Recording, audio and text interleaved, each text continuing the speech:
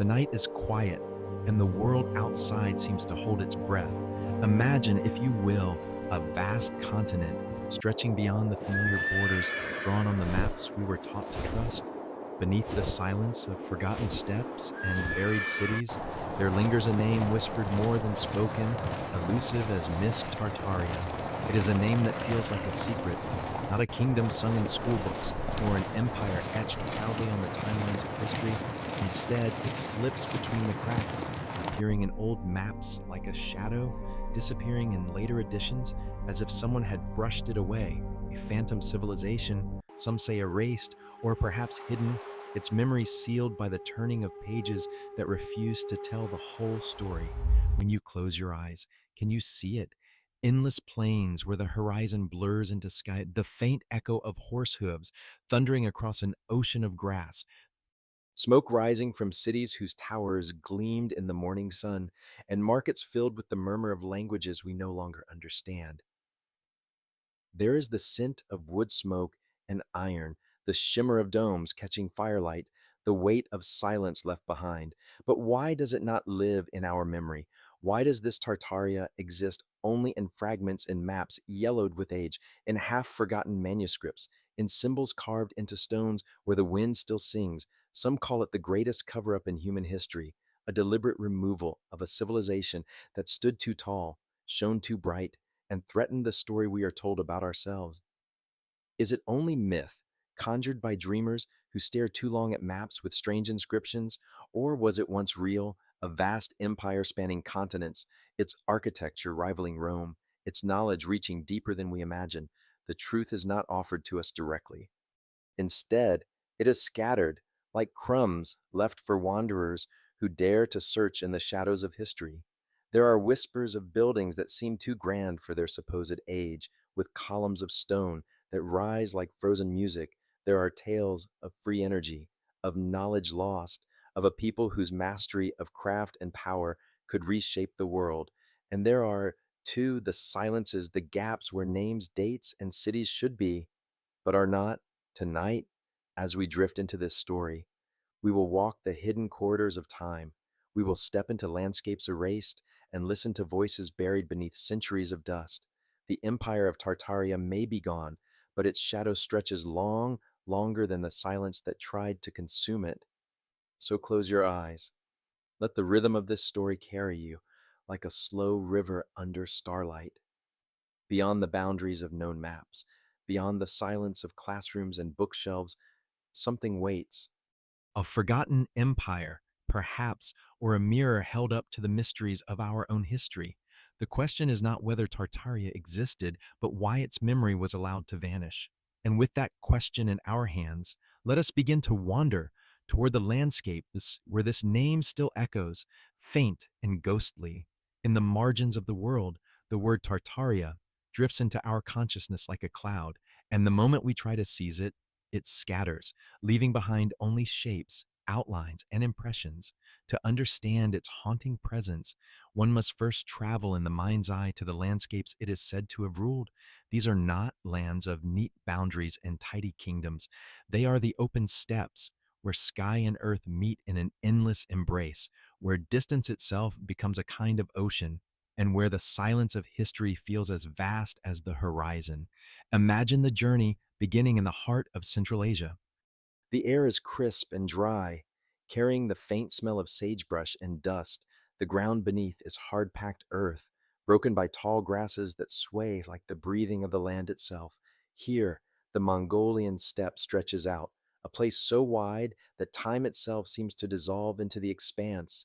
In the distance, the ridges of mountains rise like teeth against the sky. The Altai, the Tian Shan, the Urals, guardians of an ancient past. These ranges were once described not as barriers, but as gateways, thresholds that opened into worlds where forgotten empires may have thrived. To the west, the landscape softens into rolling plains, the kind that roll endlessly until they touch the Caspian Sea. Beyond that, Europe begins to stir. Though in older maps penned by hands centuries ago, the word Tartaria often stretched far into lands we now call Russia, Poland, and even the farthest corners of Scandinavia. To the east, the land spills toward the Pacific, into Siberia's icy wilderness and Manchuria's rugged frontier. Southward, deserts glow under the sun, the Karakum, the Kyzylkum, and further still, the Gobi, their sands hiding whispers of caravans and cities swallowed by time. It is no small corner of the world we are speaking of, but an expanse so great it rivals the very idea of empire. Maps from the 16th and 17th centuries often colored this immense territory with a single word, Tartaria. To some mapmakers, it was Great Tartary, a swath of land so vast it seemed to eclipse the known world. In those faded cartographic sketches, one can still see sprawling borders dotted with towns, rivers, and symbols of mountains, yet the closer one looks, the more uncertain the details become. Cities are drawn without explanation, regions are labeled with names no longer spoken, and sometimes, at the very edges, dragons curl across the parchment as though warning the reader not to ask too many questions. What kind of place was this? Then, to the eyes of Europeans, Tartaria was a land of marvels and shadows. Marco Polo, centuries before the maps began to formalize it, described crossing regions of endless grasslands where nomads moved like the wind, carrying their homes with them, their lives woven into the rhythms of herds and horses. Yet in his descriptions, as in the records of others, there are hints of grandeur of great cities with stone walls and golden roofs, of palaces rising from the wilderness like dreams made solid. How many of those tales were true, and how many were embroidered with the fabric of myth? No one can say for certain. The climate of Tartaria itself seems to embody duality, harsh winters, where the land lies frozen under blankets of snow, the silence so complete that even breath feels heavy with frost. Then summers, when heat ripples over the plains, the rivers swell, and caravans once wound their way across the Silk Road, stitching together east and west with threads of trade and secrets. To live in such a place required resilience, yet perhaps it also bred a people who learned to harness the forces of the land in ways we struggle now to imagine. Consider the architecture said to remain orphaned buildings scattered across the territory once labeled as Tartary. They are anomalies, their scale and design puzzling to historians. Cathedrals with spires that reach for the heavens, stone arches so precise they seem carved with tools beyond the means of their age, ornate facades that do not match the cultures to which they are now attributed. These structures rise from the earth like misplaced monuments, survivors of a forgotten blueprint. Could they be the bones of Tartaria still pushing through the soil of time? Or are they merely coincidences, misattributed relics of other kingdoms? The geography is not just physical, it is symbolic. Tartaria represents a space in history that feels at once enormous and undefined, majestic and empty. It is the very act of erasure that draws the imagination deeper. Why would such a vast domain be written into the maps of one century and then vanish in the next? Why would its presence be acknowledged by explorers, travelers, and scholars, only to dissolve like snow under the sun? Some suggest it is because Tartaria was never real, merely a European projection upon lands too little known. Others argue it was deliberately hidden, not simply by chance or neglect, but by design. For to admit its existence would be to admit a different story of civilization, one in which power and knowledge flowed from places we no longer expect. Perhaps it was not Rome, nor Athens, nor the Renaissance cities of Europe that alone held the torch of progress, but other centers of light burning in the east and across the steppes, their brilliance dimmed in the telling of history, and yet the earth itself remembers. Beneath those plains lie burial mounds, kurgans as they are called, filled with artifacts, gold jewelry, weaponry, remnants of cultures whose identities blend and blur into the word Tartars. Along the rivers, archaeologists uncover pottery etched with designs that echo patterns found half a world away, as though some ancient hand stitched continents together long before Columbus. Even in the frozen tundra, mammoth bones have been unearthed beside strange tools, raising questions about who walked those lands and how far back the story truly goes. If you stand in the middle of such landscapes, say on the steppe at dawn, when the mist rises like a veil and the first shafts of sunlight spill across the grasses, you can almost feel the weight of something lost. The air seems to tremble with memory.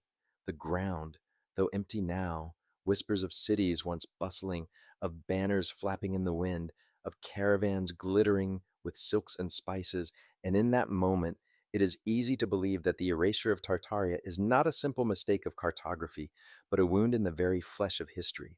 To speak of Tartaria, then, is to speak of a place and a silence, a land that stretches farther than the eye can see, and a story that stretches beyond the words we have been given. The geography is not only steppes, deserts, rivers, and mountains, it is also the geography of forgetting, of shadows cast over truths. As we drift deeper into the tale, the question lingers: who lived here? Who built the monuments that do not fit? Who carved the maps that dared to write Tartaria across half the world? The land itself feels alive with unfinished sentences, urging us to look closer.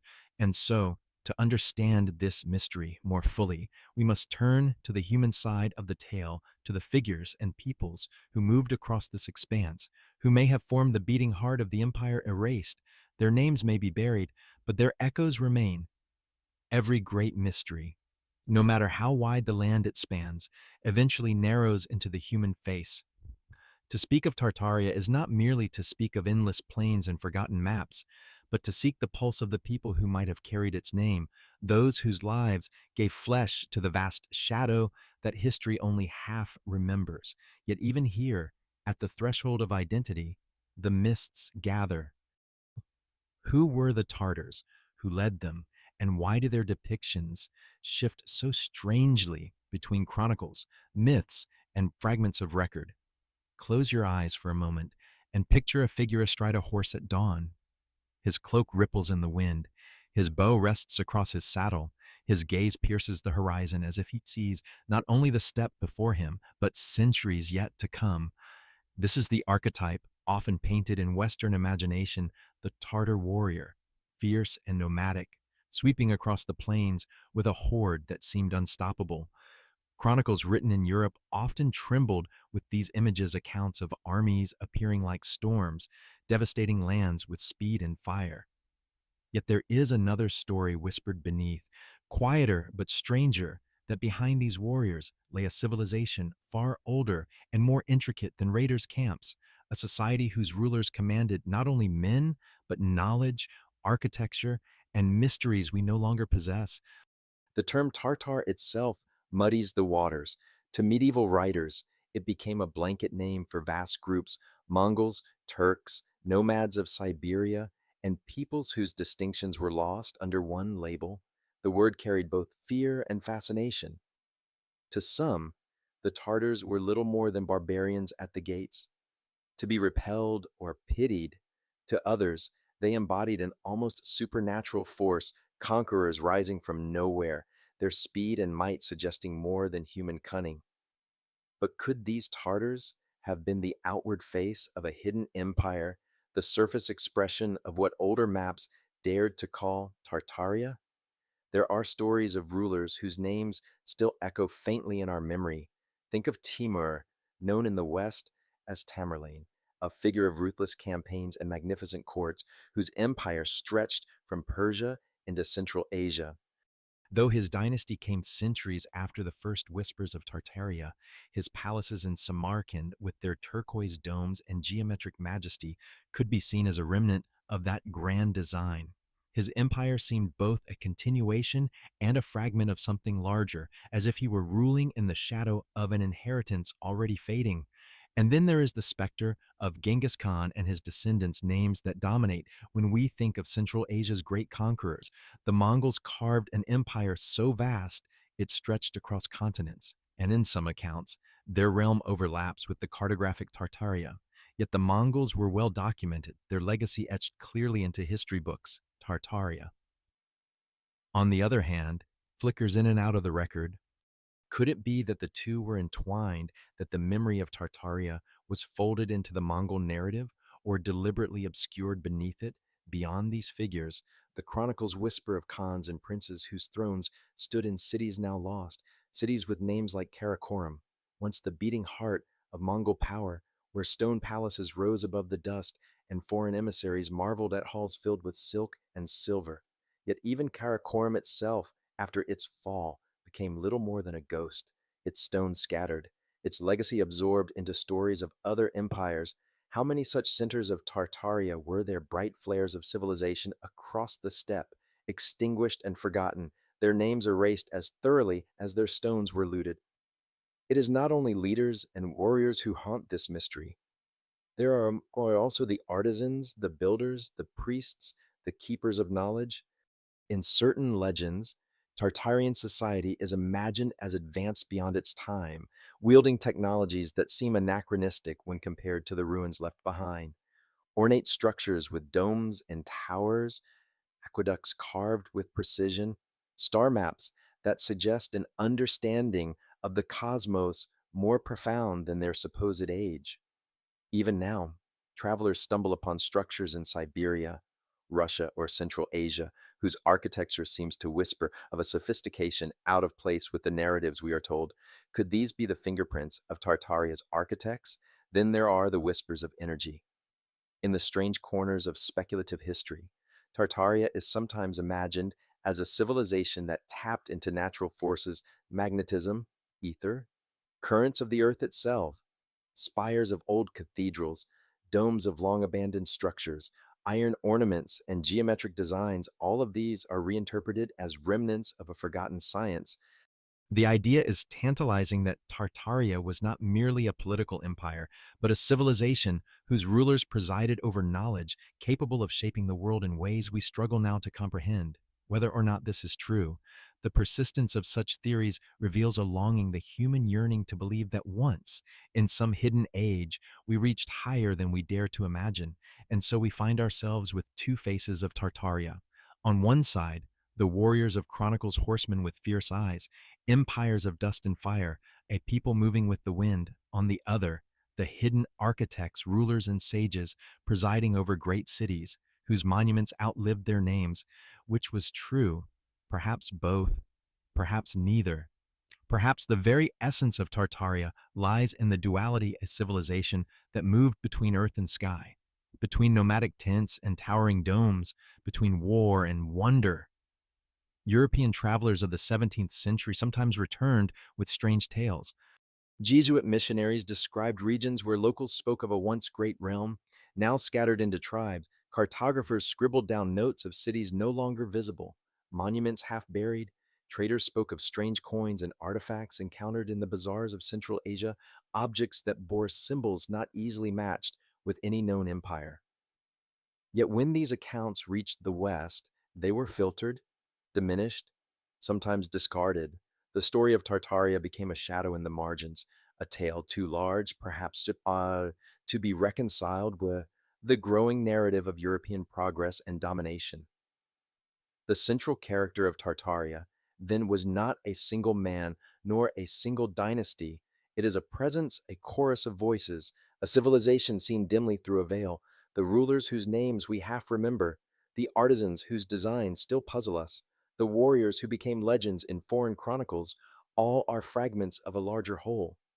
The organization of Tartaria is not simply political, but mysterious, interwoven with echoes of technology, myth, and power. It is a tapestry torn apart, leaving us with threads we cannot quite weave back together. As we listen to these whispers, a strange impression begins to take shape. Perhaps the true central figure of Tartaria is not a Khan, a conqueror, or a sage. Perhaps it is the empire itself, alive as an idea, like a great organism.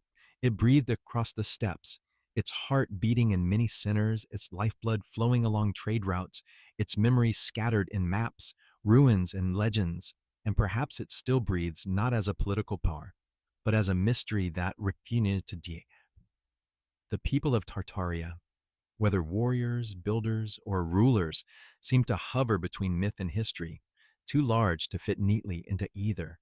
And in that uncertainty, in that unresolved identity, lies the allure of the story. For what is an erased empire, if not a mirror held up to our own forgetting? What does it say about us that we long to imagine them and fear, perhaps, what their truth might reveal? The winds over the steppe carry these questions still. If you listen closely, the rustle of grasses becomes a murmur of voices. Some tell of Khans crowned in gold, Others whisper of lost technologies. Still others chant only silence, as though daring us to fill the emptiness with our own longing. And so, from the vastness of land to the faceless name of its people, the enigma of Tartaria only deepen. To follow it further, we must step back even more beyond rulers and maps into the realm of myth. For every empire begins with a story, and every erased empire leaves behind legends. What ancient origins lie at the root of this phantom domain? What tales linger, half forgotten, that might show us the seed from which Tartaria once grew? To understand Tartaria not as an entry on a map, but as a presence that once breathed upon the earth, one must drift into the earliest shadows where history and myth intertwine. Every empire, whether remembered or forgotten, begins with a seed, a spark of story that precedes written record. And when the name Tartaria is whispered, its roots seem to reach back into times when gods and men were barely distinguished, when landscapes themselves were seen as alive, and when the earth still held memories of cataclysms that reshaped the world. Imagine the steps before the first cities rose, when the land was a vast ocean of grass, broken only by mountains and rivers. To the ancient nomads, this was no empty wilderness. It was a place inhabited by spirits, the wind itself carrying voices, the sky an endless dome where ancestors looked down. Many steppe cultures spoke of a sky father and an earth mother, primal deities who joined to give birth to humanity. From their union, the world unfolded, and from their breath came the people who would roam the plains. Could Tartaria's origins, long buried, have been tied to this primeval vision of land and sky, a civilization that saw itself as born from the very elements? Legends of giants abound in these territories. Old chronicles and folk songs tell of colossal beings who walked the earth before the age of men. In Siberian tales, bones of mammoths unearthed from the ice were once thought to be remnants of such giants destroyed in a great cataclysm. Some whispered that these giants built the first monumental cities, their hands shaping stones too vast for ordinary mortals. In later centuries, when travelers stumbled upon ruins whose scale seemed bewildering, they too wondered whether such legends held a kernel of truth. Was Tartaria perhaps the heir to a forgotten race, inheritors of knowledge that outstripped their supposed time? Then there are the echoes of flood myths, those ancient tales that ripple across cultures. In the steppes, in Siberia, in Central Asia, stories persist of a great deluge that once swallowed the earth, leaving only a handful of survivors. These survivors, some said, carried with them secrets of building, of healing, of drawing power from the natural world. Their descendants scattered, yet in certain versions they converged again in a great northern land, a cradle where civilization was rekindled. Was Tartaria, in some forgotten memory, seen as such a cradle, a second beginning, washed clean by waters, where humanity once again reached for greatness? Old Chinese texts speak of northern peoples beyond the Great Wall, often described not only as fierce riders, but as strange and gifted. In some accounts, they were said to possess artifacts of unusual power, mirrors that captured the sun, stones that hummed when struck, towers that seemed to reach toward the heavens. These fragments, cryptic and half dismissed, hint at a perception that the northern lands were not barren wastes, but repositories of knowledge that both fascinated and unsettled those who encountered them. If Tartaria lingered in the imagination of the Chinese, it may have been less as a mere enemy and more as a source of something uncanny wisdom from beyond the ordinary order. Russian folklore, too, holds shadows of an older world. Tales of Belovodye, the White Waters, a mythical land of purity and wisdom, hidden somewhere to the east, echo like a ghost of Tartaria. Belovodye was not a kingdom of conquest, but of enlightenment, where knowledge and harmony flowed like rivers. Many peasants dreamed of reaching it, wandering in search of this utopia. Could this vision have been a cultural memory of Tartaria, softened into legend, remembered not as empire, but as paradise? One of the most haunting threads lies in the whispers of subterranean realms.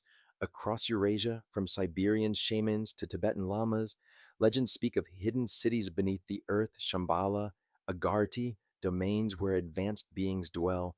guiding humanity from the shadows. Some who chase Tartaria's ghost believe it may have been tied to such myths that its cities were not only upon the land, but beneath it, connected by tunnels, their brilliance hidden away when the empire itself was erased. Even if taken as pure teonie, the persistence of such underground legends reveals how deeply the imagination associates the northern lands with secrets buried both literally and symbolically. Consider also the enigmatic architecture scattered across the Eurasian heartlands, structures that do not quite fit the chronology given. Massive star forts, their geometric precision, startling, lie across Russia, Poland, and beyond. Many are attributed to later centuries, yet their sheer number and distribution perplex historians. Could they be the remnants of a defense network belonging to a forgotten civilization? To some, they are not merely military designs, but symbols, diagrams of energy, geometric signatures of a lost science. Their silent walls may be among the last survivors of a culture whose story was dismantled stone by stone. Language itself holds traces. Old maps labeled regions as Great Tartary, Independent Tartary, Chinese Tartary, and so forth, as though the term was too vast to be confined to one domain. What then was its origin? Some say the word Tartar derives from Tata or Tatare, names for nomadic groups. Others whisper it is rooted in Tartarus, the abyss of Greek mythology, suggesting that outsiders saw in Tartaria not only a land, but a kind of underworld, a place of fear and strangeness.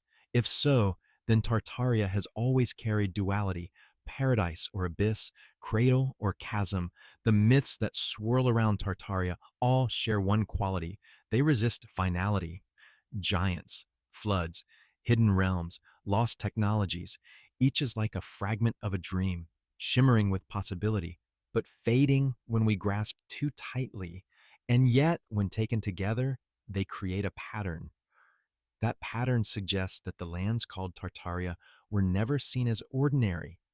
They were charged with an aura of mystery, a sense that something profound once resided there, whether in truth or in collective imagination. Perhaps the origins of Tartaria are not a single moment in time, but a weaving together of many ancient memories. The nomads who roamed the grasslands, the survivors of cataclysms, the architects of lost cities, the keepers of strange technologies, all these threads converged into the word inscribed on those old maps. And when the word was later erased, the stories did not vanish, they sank deeper into folklore, into symbol, into the margins of history. If one listens closely, the land itself still hums with these legends. The wind across the Altai mountains seems to whisper of giants. The rivers of Siberia seem to murmur of floods long past. The ruins scattered across plains seem to echo of cities too great for memory. And the stars, rising over the steppe, glimmer like ancient maps, as though charting once again the outlines of a world we have tried to forget.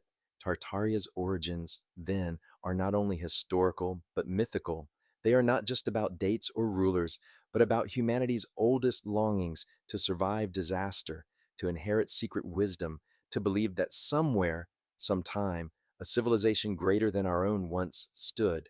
Whether real or imagined, these legends are the foundation of the mystery. And as we move from origins to rise, we must ask if Tartaria was born from such primal beginnings, giants, floods, hidden realms. How did it grow into the empire, inscribed across maps? What forces allowed it to stretch its shadow so far across the known world? To answer, we must watch as the mists part and the phantom realm of Tartaria begins its ascent into power. It is one thing to imagine a civilization born in myth, its roots tangled with giants, floods, and hidden realms, but quite another to see it rise into the sunlight of history. Tartaria, if it ever existed as more than shadow, could not have remained forever in whispers. At some point, legends must have walked into the world, shaping trade routes, founding cities, raising monuments, and commanding armies. And so we ask, how did this phantom empire, woven of mist and memory, ascend to a stature great enough that mapmakers would once scrawl its name across half the world?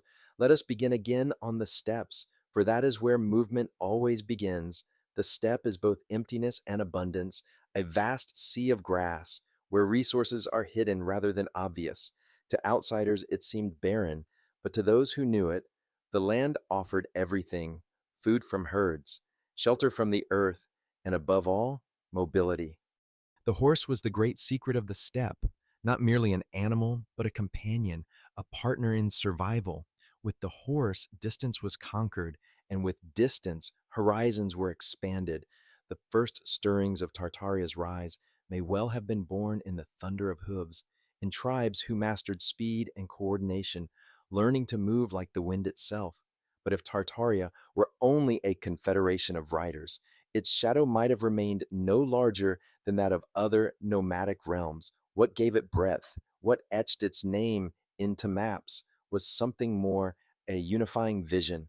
Legends suggest that disparate tribes were drawn together under banners that promised not only conquest, but order. A Khan, or perhaps a line of Khans, emerged whose authority was not merely military, but spiritual, claiming descent from the Sky Father and Earth Mother, or from ancient survivors of the flood. Their power was seen not just in armies, but in the very right to rule, woven from myth as much as from steel. As these rulers consolidated power, trade routes became their arteries. The Silk Road, winding from China to the Mediterranean, passed through their lands like a vein of gold. To control those routes was to command wealth beyond measure: silk, spices, jewels, yields, ideas, and technologies all flowed across the plains. The Tartars, as outsiders called them, may have taxed caravans, protected traders, and in turn absorbed knowledge from every civilization they touched. Thus, Tartaria grew not only through war, but through exchange, becoming a great crossroad of cultures. Cities rose from this confluence. Imagine vast settlements built where rivers converged, their markets filled with the clamor of merchants, their streets echoing with tongues from every corner of the known world. Some accounts speak of Samarkand and Bukhara, jeweled cities of Central Asia, as heirs of this tradition. Their tiled domes, shimmering under the sun, could be glimpses of what Tartarian grandeur once looked like. But other, more mysterious cities are spoken of, two names that appear on old maps, yet whose ruins are strangely absent today. Were they real, or were they deliberately erased, stone by stone, until only silence remained? Architecture was another sign of power. Across Eurasia stand structures whose scale seems bewildering for the eras to which they are attributed.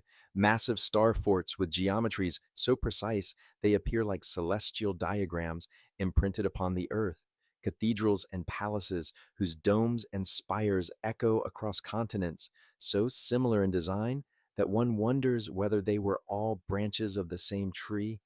If these belonged to Tartaria's rise, then their power lay not only in armies, but in mastery of construction, in a vision of the world inscribed into stone.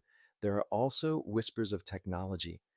Some theorists suggest that Tartaria harnessed forces we barely understand: natural energies drawn from the earth, currents of air, or magnetic alignments. The tall spires and domes of their architecture are reimagined as instruments, channeling unseen powers. Though mainstream history does not admit such claims, one cannot help but notice the persistence of the idea. Why would such a legend arise, if not from some memory of a civilization whose works defied ordinary explanation? Could it be that Tartaria's rise was fueled not just by horses and trade, but by knowledge, now lost knowledge, that made them seem to outsiders like magicians or gods? Of course, power also means conflict. As Tartaria grew, it clashed with neighboring realms. To the south, the Persian empires and the Islamic caliphates. To the east, China, with its great wall built not only against Mongol incursions, but perhaps against a greater shadow labeled Tartaria. To the west, the rising kingdoms of Europe, who both feared and exoticized the people of the steppe. It is in these encounters, Jetur, that Tartaria's presence becomes most visible, not in its own records, but in the anxieties and astonishments of others. Chronicles describe ambassadors sent to the courts of Khans, describing halls filled with jewels and warriors clad in silks, while maps sketched vague outlines of an empire too vast to comprehend. The rise of Tartaria then was as much about perception as about reality. For those who looked eastward from Europe, Tartaria was a name that encompassed the unknown, a land so large it defied categorization, an empire whose rulers seemed to appear and vanish like storms. The very vagueness of the word gave it power, for it allowed map makers to cover immense spaces with a single label. But behind the vagueness may have been a truth that there was indeed a network of peoples, rulers, cities, and knowledge that linked together under something like an imperial identity. Even if its exact form eludes us, what made Tartaria's rise different from that of other empires may have been its scope. It was not bound to one river valley, like Egypt or Mesopotamia, nor to one city state, like Rome or Athens. Instead, it sprawled across landscapes so immense that they seem almost impossible to rule. Yet perhaps its strength lay precisely in this vastness, in the ability to adapt, to absorb, to govern lightly across space. Its identity may have been less a rigid structure and more a living web, flexible, shifting, resilient. And so Tartaria rose in the eyes of travelers, in the pens of cartographers, in the whispers of merchants, in the awe of rulers who feared and courted its power. It rose like a mirage on the horizon, shimmering, vast, undeniable, yet somehow never fully touched. Its empire was written in the movements of horses, the flow of trade, the construction of monuments, and perhaps in sciences that to us now seem like sorcery.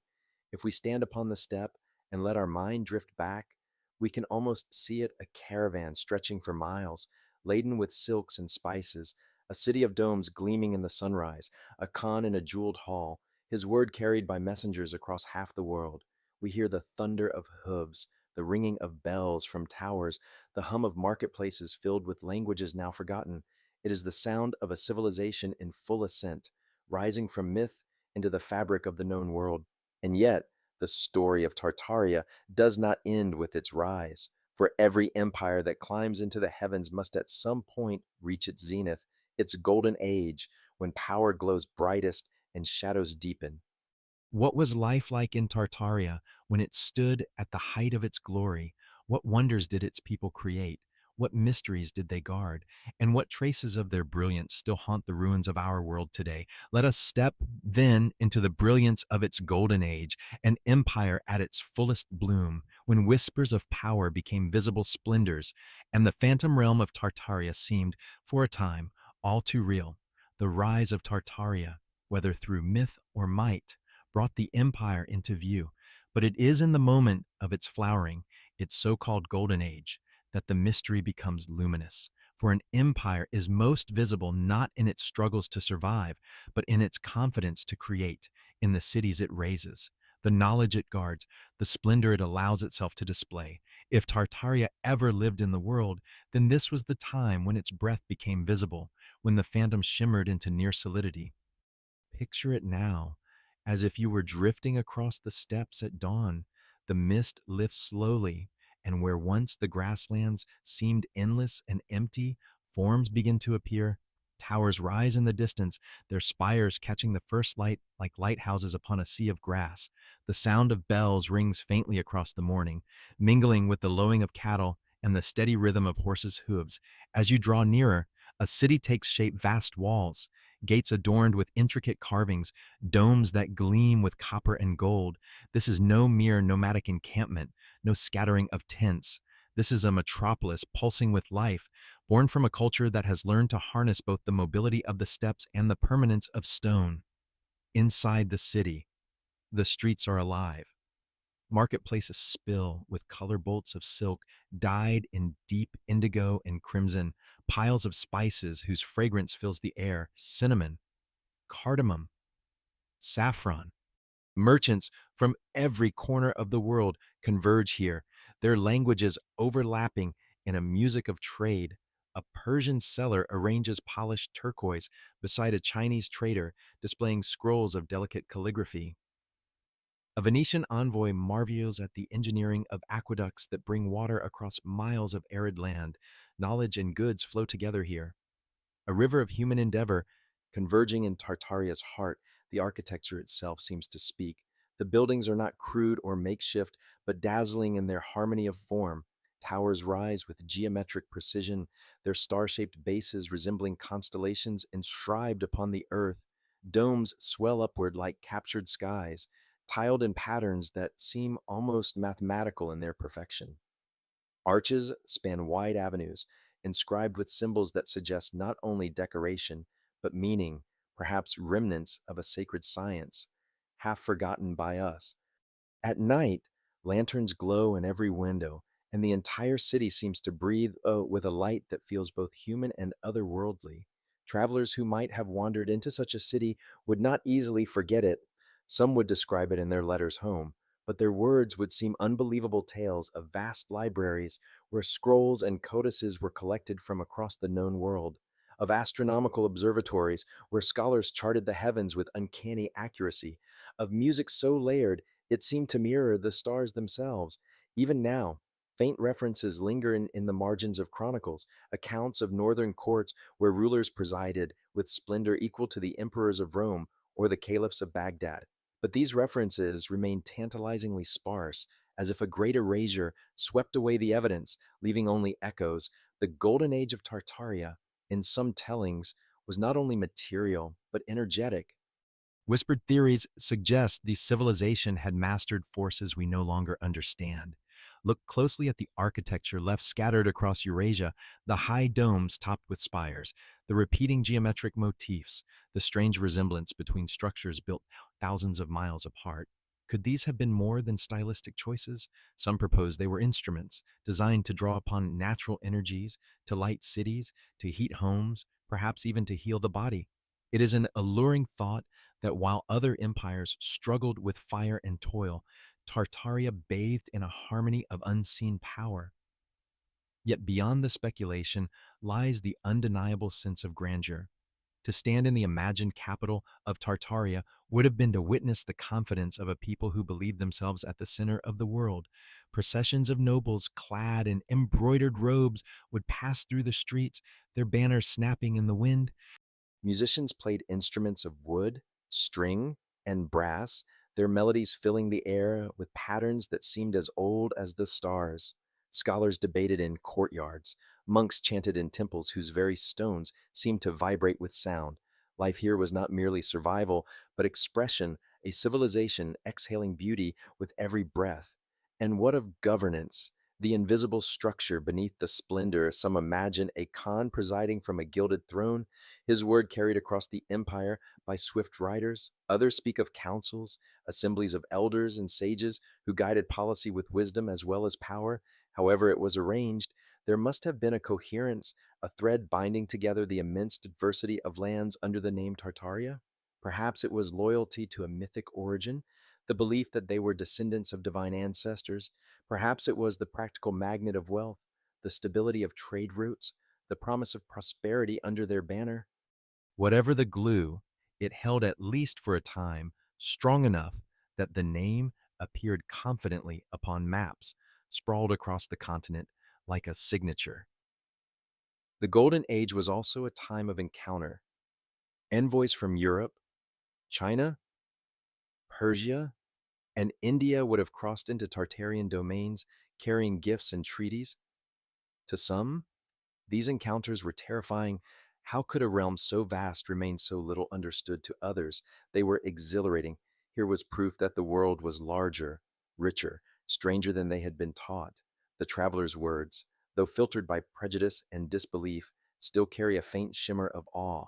They describe banquets of unimaginable scale, with tables groaning under roasted meats, fruits from distant lands, wines and meads spiced with herbs. They describe courts where dancers spun like fire, where storytellers wove epics late into the night. But perhaps the most haunting impression of Tartaria's golden age is the sense of coexistence. It was not a civilization built entirely upon conquest, nor entirely upon peace, but upon a balance of both. Nomadic tribes still roamed the steppes, their tents pitched beneath the stars, their horses grazing freely. Yet within a few days' ride, great cities pulsed with art and trade. The empire, if we can call it that, seemed to embrace duality, the wild freedom of the steppe and the rooted brilliance of stone. Few civilizations have managed such a balance, and fewer still have sustained it. That Tartaria may have achieved it, even briefly, is part of what makes the legend so magnetic. What remains of this golden age now scattered stones, perhaps in forgotten valleys, half erased maps in European libraries, the word Tartaria sprawling across parchment like a phantom kingdom, fragments of stories told by travelers who scarcely believed their own words. And yet, even in these scraps, we sense the glow of something immense, an age when the steppes were not emptiness, but fullness, when domes shone like suns upon the horizon, when knowledge and beauty intertwined in ways we struggle to imagine. And yet every golden age carries within it the seed of decline, for splendor attracts envy, wealth breeds intrigue, and brilliance casts shadows. Already, even as Tartaria stood in its glow, conflicts began to stir, rivals plotted, neighbors pressed against borders, internal factions whispered in darkened halls. No civilization can bask forever in harmony.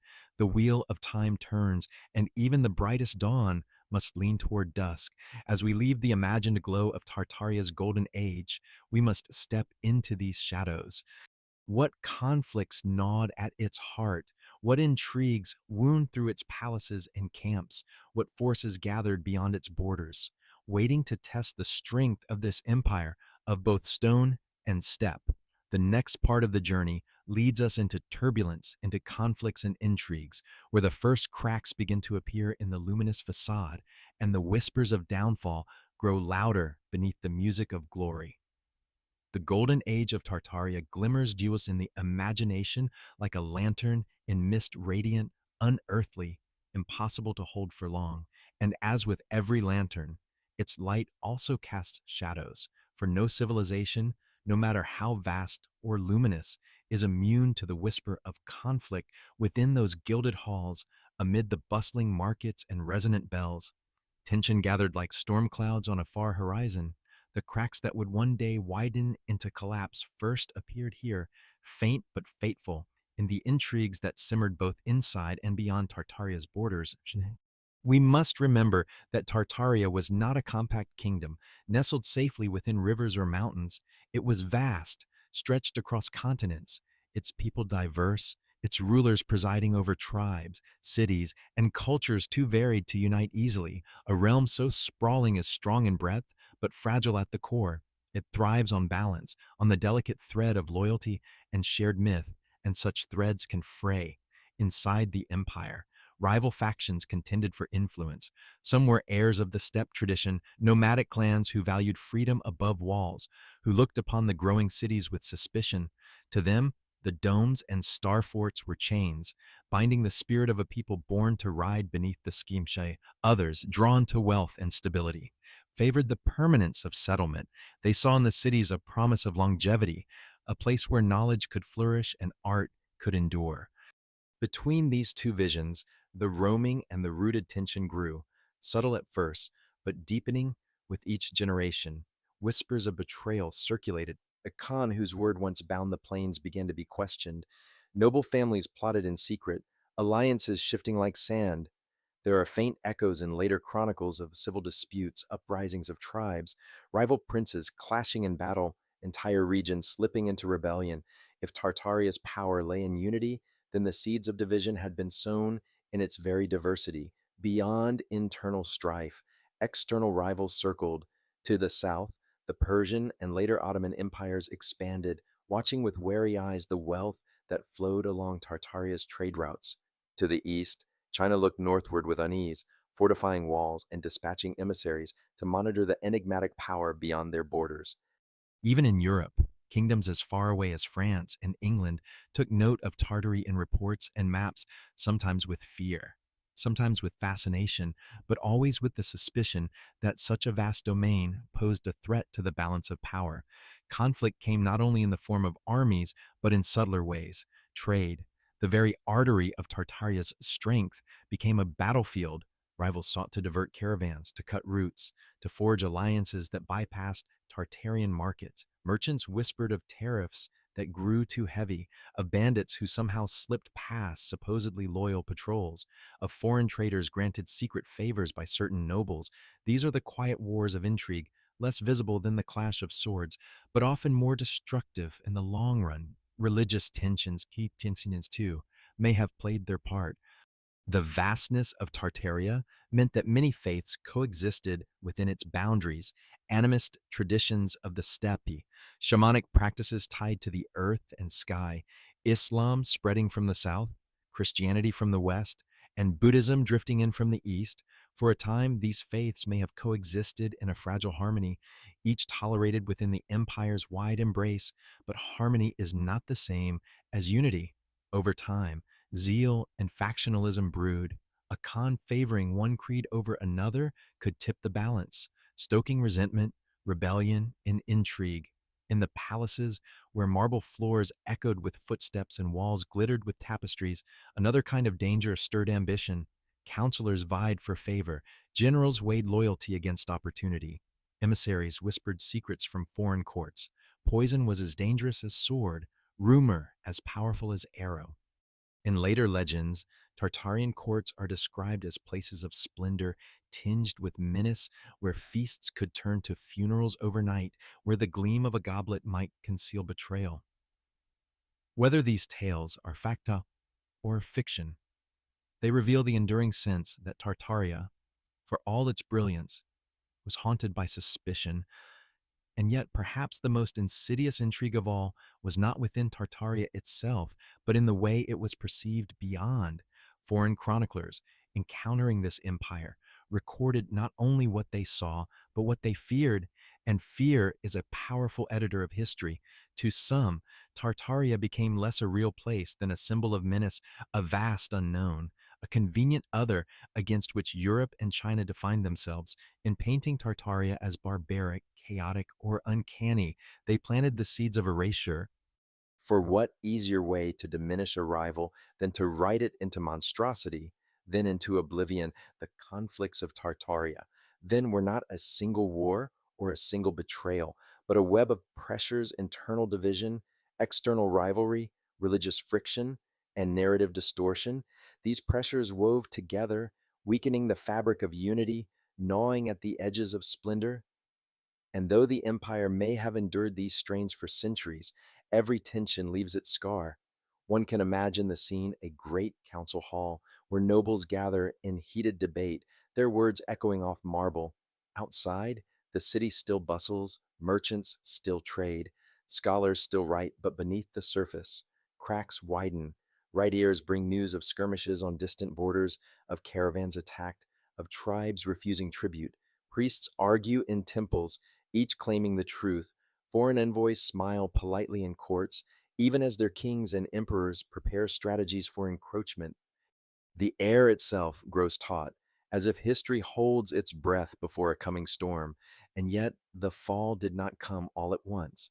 Tartaria still stood vast and luminous for a time, but the cracks deepened, and into those cracks flowed the weight of fate. Every empire has its turning point, the moment when resilience bends, when power begins its slow tilt into decline. For Tartaria, this moment remains veiled in shadows, its details elusive, its causes debated, but we can sense its shape: a great event, a rupture that shifted the empire's story from ascent to descent. What was this turning point? Was it a war lost to an external rival, a rebellion that could not be quelled, a natural disaster that broke the land, or a deliberate act of erasure by those who came after the truth? Maybe all of these at once, or none. What we know is that something shifted, and the empire that had seemed eternal began to dissolve into mist. As the lantern of Tartaria's golden age flickers, the shadows lengthen. The next step in our journey brings us to that fateful moment, the major event and turning point when the Phantom Empire, once luminous, began to stumble into the silence from which it has never fully returned. Every empire carries within itself the moment of its fracture. It may arrive as a single thunderclap, a war, a plague, a fire, or it may creep slowly, like water seeping into stone, softening it until one day the whole edifice collapses with a whisper rather than a roar. Tartaria's decline, the pivot upon which its story turned from luminous power to shadowy memory, is cloaked in mystery. The records that survive are sparse, contradictory, or conspicuously absent, and yet, in the silence, speculation grows. By piecing together fragments, travelers' tales, old maps, odd ruins, and even whispers of natural cataclysm, we can sense the contours of a great turning point, the event or series of events that dimmed Tartaria's light. Imagine first the possibility of war, for no great realm is immune to the clash of armies. Some suggest that Tartaria fell before external foes, perhaps the rising Russian Empire pressing eastward, hungry for lands and power, perhaps the Ottomans from the south, seeking to control trade, perhaps even alliances of European states, fearful of the Phantom Empire sprawling too close to their borders.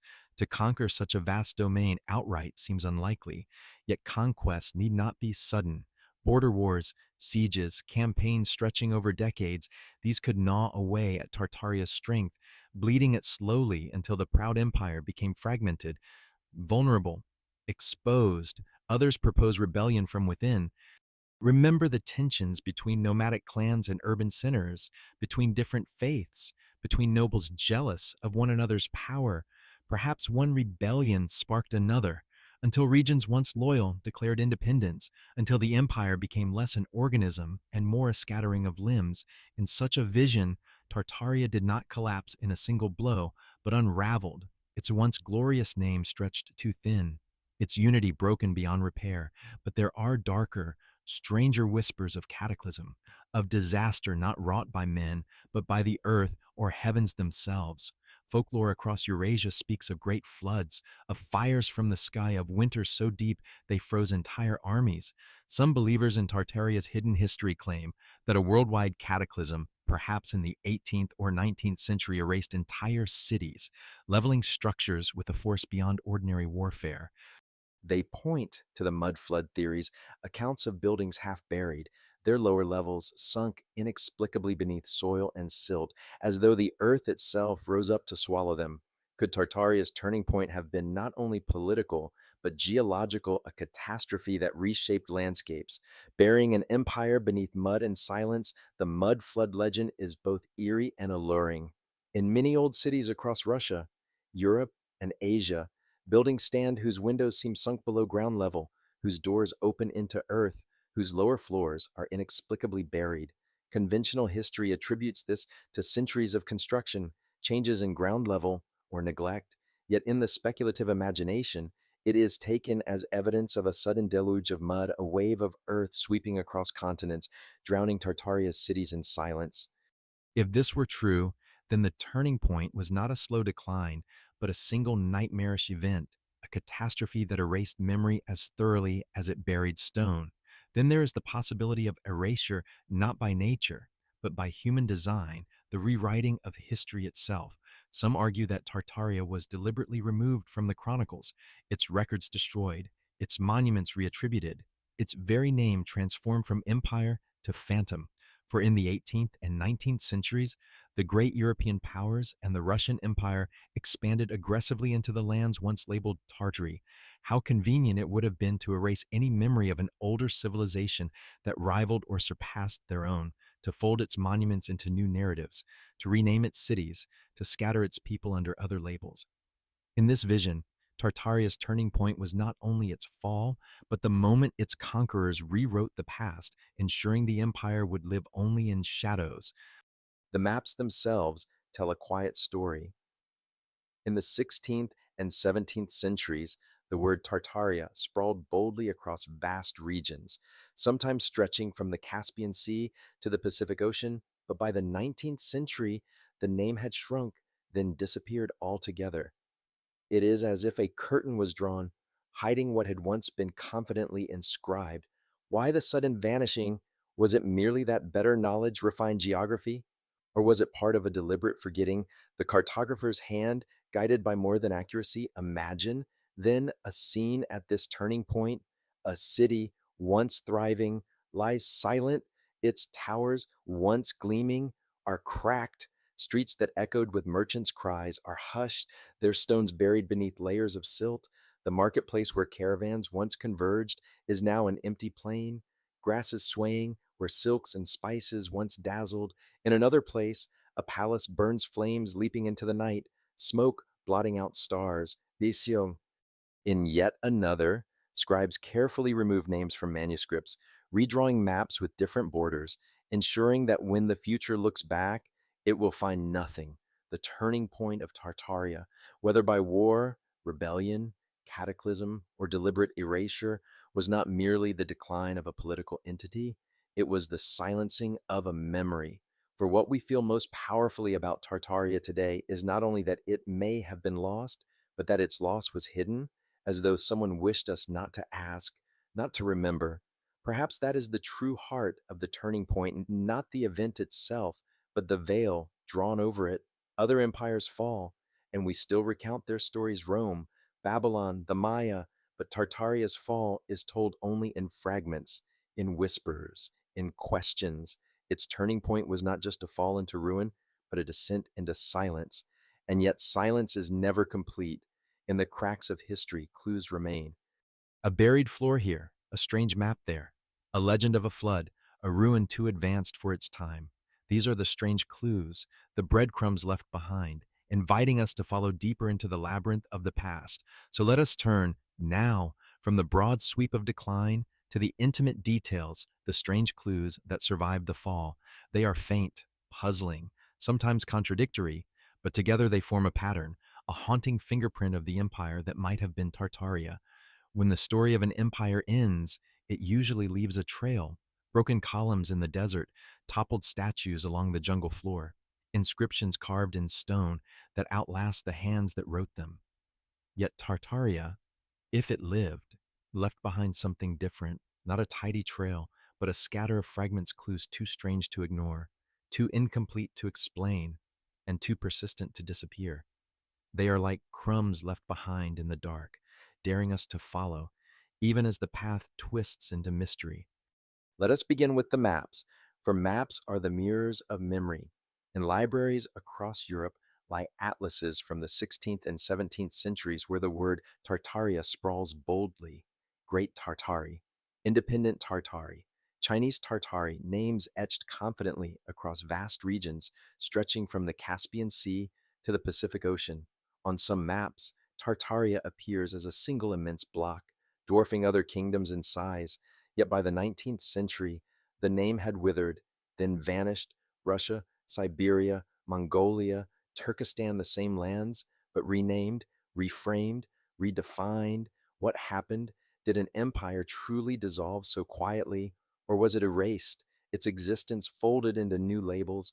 The strangeness lies not only in its appearance, but in its disappearance, as though an entire civilization was brushed away by the cartographer's hand. Then there are the buildings, standing silent in cities where Tartaria is no longer named. Across Russia, Central Asia, even into Europe and America, structures rise whose scale and design puzzle the eye. Consider the ornate cathedrals with their onion domes, intricate stonework, and towers crowned with spires.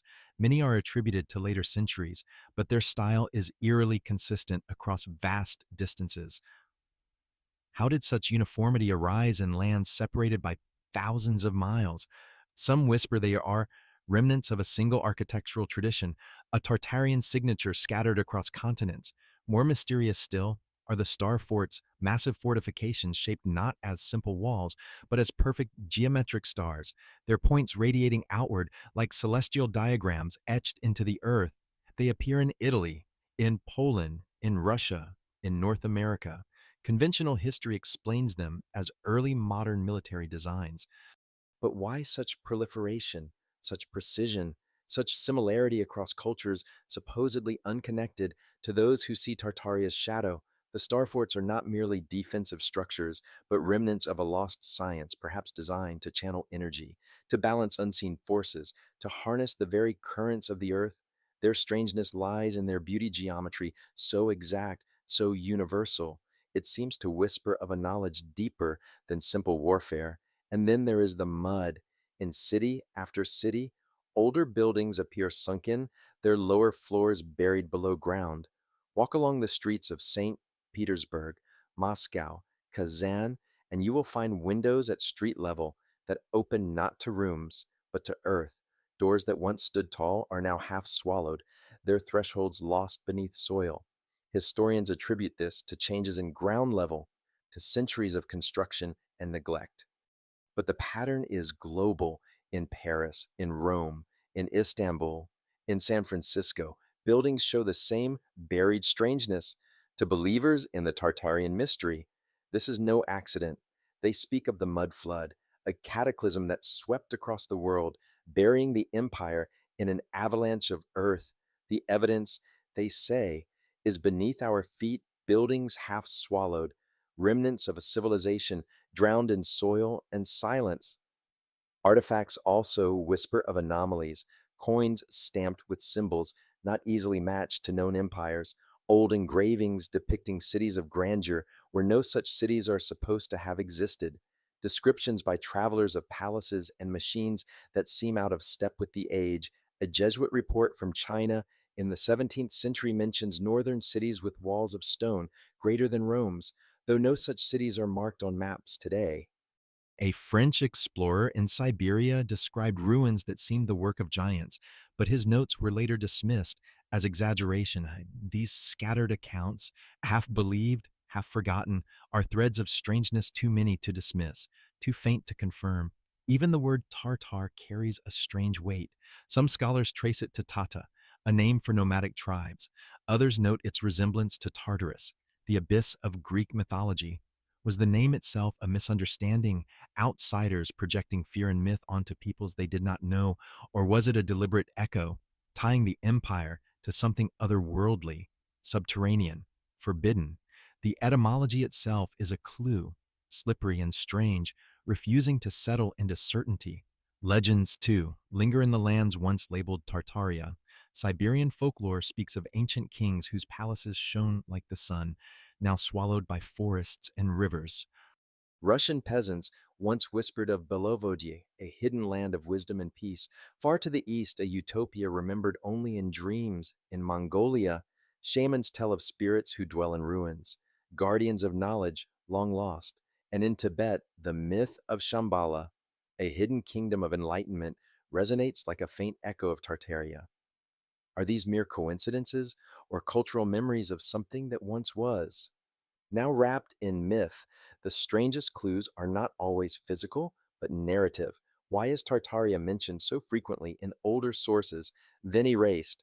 Why do travelers' accounts differ so wildly, some describing barbaric hordes, others magnificent cities?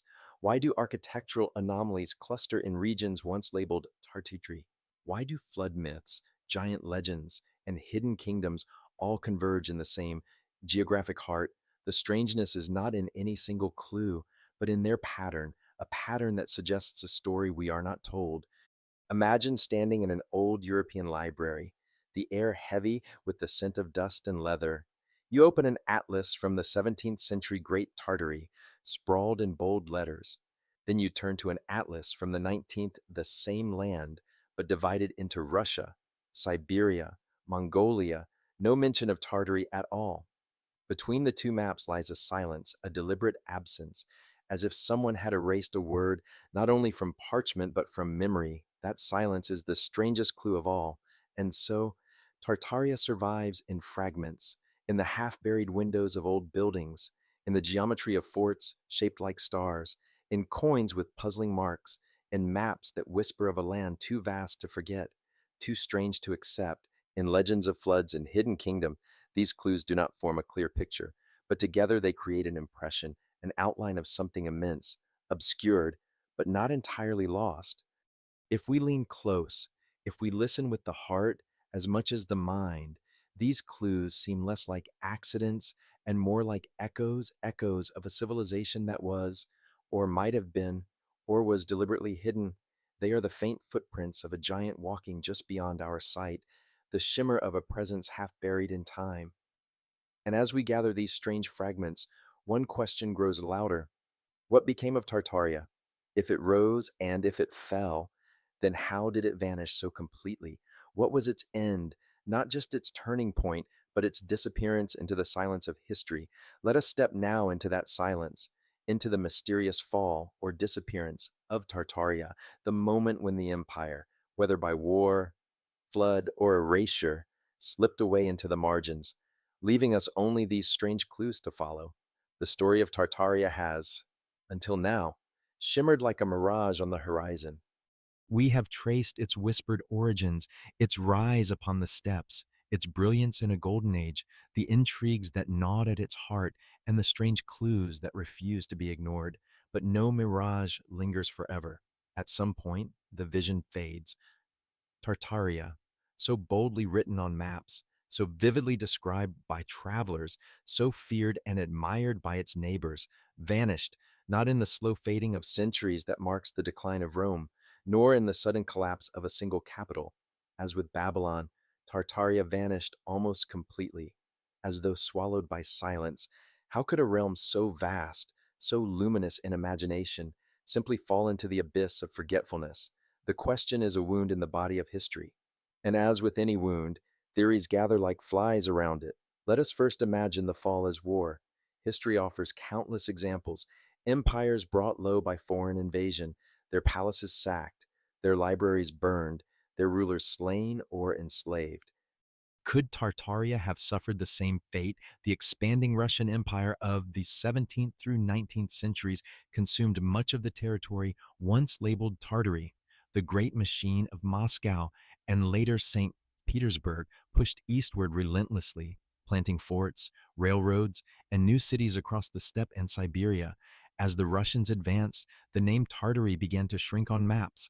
Perhaps the empire fell not in a single battle, but in the grinding inevitability of conquest, swallowed region by region until it disappeared behind the shadow of the double-headed eagle. But conquest leaves scars. Rome's fall left ruins in every land it touched. The fall of Byzantium was written in smoke upon the sky of Constantinople. Where are Tartaria's ruins? Where are the chronicles of its fall, the lamentations of its poets, the testimony of survivors? Here, the silence becomes more profound. Did Russia simply overwrite Tartaria so thoroughly that no traces remained, or was there less conquest than we imagine, perhaps emerging an absorption so complete that one identity dissolved seamlessly into another? If so, then Tartaria's fall was not destruction, but transformation, its memory smothered under new names, new flags, new narratives. Others whisper of rebellion from within. Perhaps the empire, vast and diverse, fractured under the weight of its own contradictions. Nomadic tribes may have resisted the growing centralization of power, breaking away in waves of revolt. Urban elites may have turned against one another, their rivalries splitting the empire into shards, religion, trade, ambition. All these could have frayed the bonds until unity was impossible. In this vision, Tartaria did not fall to an external sword, but unraveled, piece by piece, until there was no longer an empire to call by that name. Its disappearance was less a fall than a scattering, like a flock of birds dissolving into the sky, each winged creature going its own way. Yet the strangest theories are the most haunting. The mud flood, whispered of in late night circles, suggests that Tartaria fell, not to man, but to earth. Across Europe and Asia, countless buildings appear sunken, their first floors buried, their windows opening onto soil rather than air. What if this was not the slow work of time, but the result of a sudden, catastrophic event, a deluge of mud sweeping across cities, choking streets, drowning palaces, burying history beneath layers of earth? In this vision, Tartaria's fall was apocalyptic, a disaster that erased not only its monuments, but much of its memory, leaving survivors scattered and confused. Those survivors, absorbed into new kingdoms, may have forgotten or hidden the truth, their trauma transmuted into silence. The silence itself is perhaps the most suspicious clue. Other empires leave behind clear lines of descent. Even if diminished, Rome became Byzantium. Byzantium shaped Europe. The Mongol Empire splintered but left legacies in Russia, India, and China. Tartaria, by contrast, leaves almost nothing. It vanishes not only from geography but from narrative. Old maps teem with its name. New maps pretend it never was. Older chronicles describe it. Newer ones omit it entirely. Such absence feels less like accident than intention, as though someone decided the word should be unspoken. Was Tartaria erased deliberately, a victim not of war or flood, but of pen and paper, of victors who redrew history to suit their needs? Consider the 18th and 19th centuries when Europe and Russia alike were engaged in great projects of empire. To justify their expansion, they crafted narratives of progress, of barbarous lands civilized by their hand, of empty spaces filled with their settlers, of wilderness tamed by their rule. How inconvenient, then, would it have been to admit that those lands once belonged to a vast and sophisticated empire of their own? How troubling to acknowledge that the cathedrals, forts, and cities they claimed were not their creations, but inheritances, better perhaps to erase Tartaria altogether, to leave it as a shadow in old maps, a curiosity dismissed by scholars, a ghost that could not challenge the new order.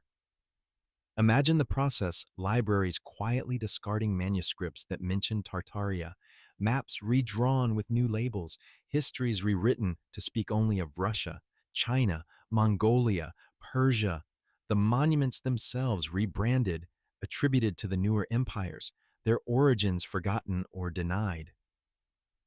Survivors of Tartaria, scattered among the conquering peoples, were absorbed into new identities, their memories fading in the face of new rulers, new tongues, new religions.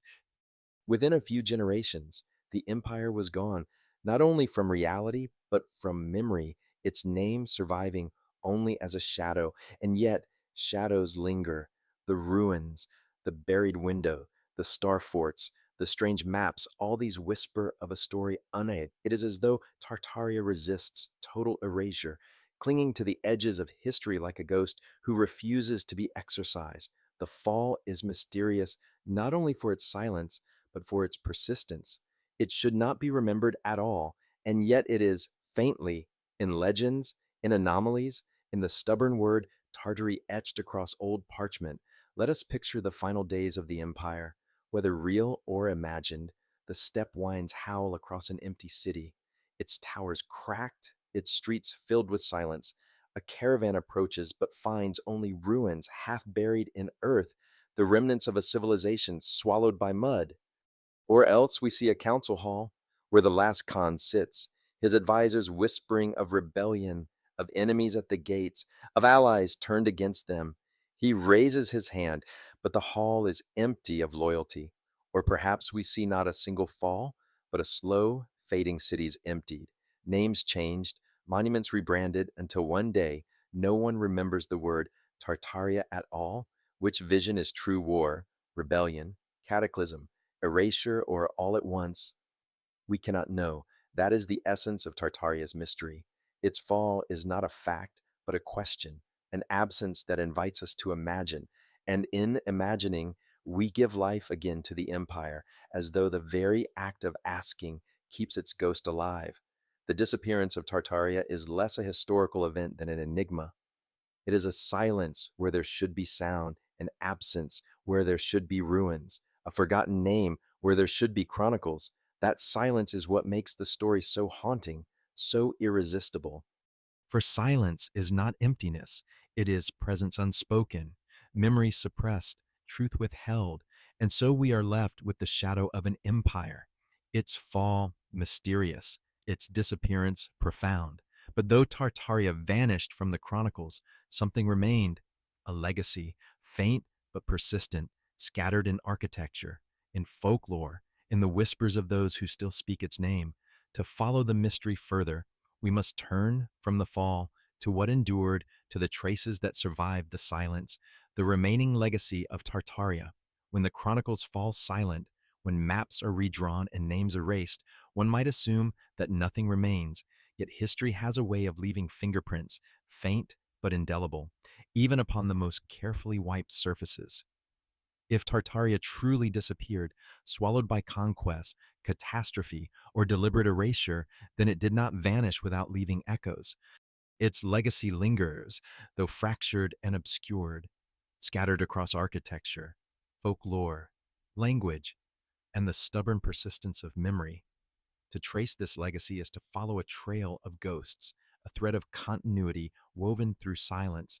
Let us begin with stone, for stone, unlike parchment, does not burn easily, nor can it be erased with the stroke of a pen. Across Eurasia, monuments stand whose scale and intricacies provoke questions. Cathedrals crowned with bulbous domes, towers capped with gilded spires, fortresses designed as radiant stars. Many of these are now claimed as the works of later empires, Russian, Ottoman, Habsburg, and yet their distribution is uncanny, their design too consistent across lands once labeled Tartary. Walk the streets of St. Petersburg, and you will see palaces whose basements are mysteriously buried, their lowest windows sunken below earth. Wander through Kazan, Samarkand, or Astrakhan, and you will encounter domes tiled with dazzling geometry, their patterns echoing Islamic, Persian, and even Indian motifs, as though a universal style once bound them together. In Western Europe and the Americas, too, the star forts appear, geometric marvels whose lineage seems strangely absent from historical narrative. To some, these are simply coincidences of architectural fashion. To others, they are Tartaria's bones, still pushing through the soil of time. Then there is folklore, which preserves memory not as fact, but as dream. In Russia, peasants long spoke of Belavodye, the White Waters, a hidden kingdom of justice and wisdom, tucked away somewhere beyond the mountains. It was said to be ruled by enlightened kings, a place where poverty and oppression did not exist. Pilgrims wandered in search of it, convinced that such a land still waited.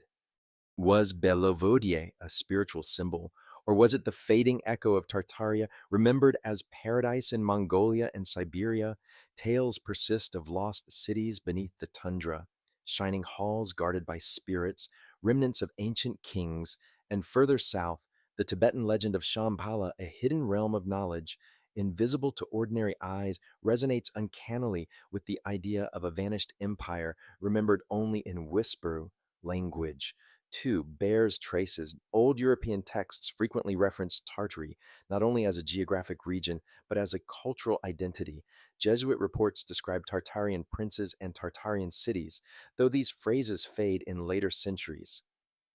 The persistence of the term across maps and manuscripts suggests that it was not a figment, but a word once widely understood, later abandoned. Even today, in modern languages, echoes linger. Tatar remains the name of certain ethnic groups in Russia and Central Asia, but their identity has been narrowed, reduced to fragments of what the older word Tartaria encompassed.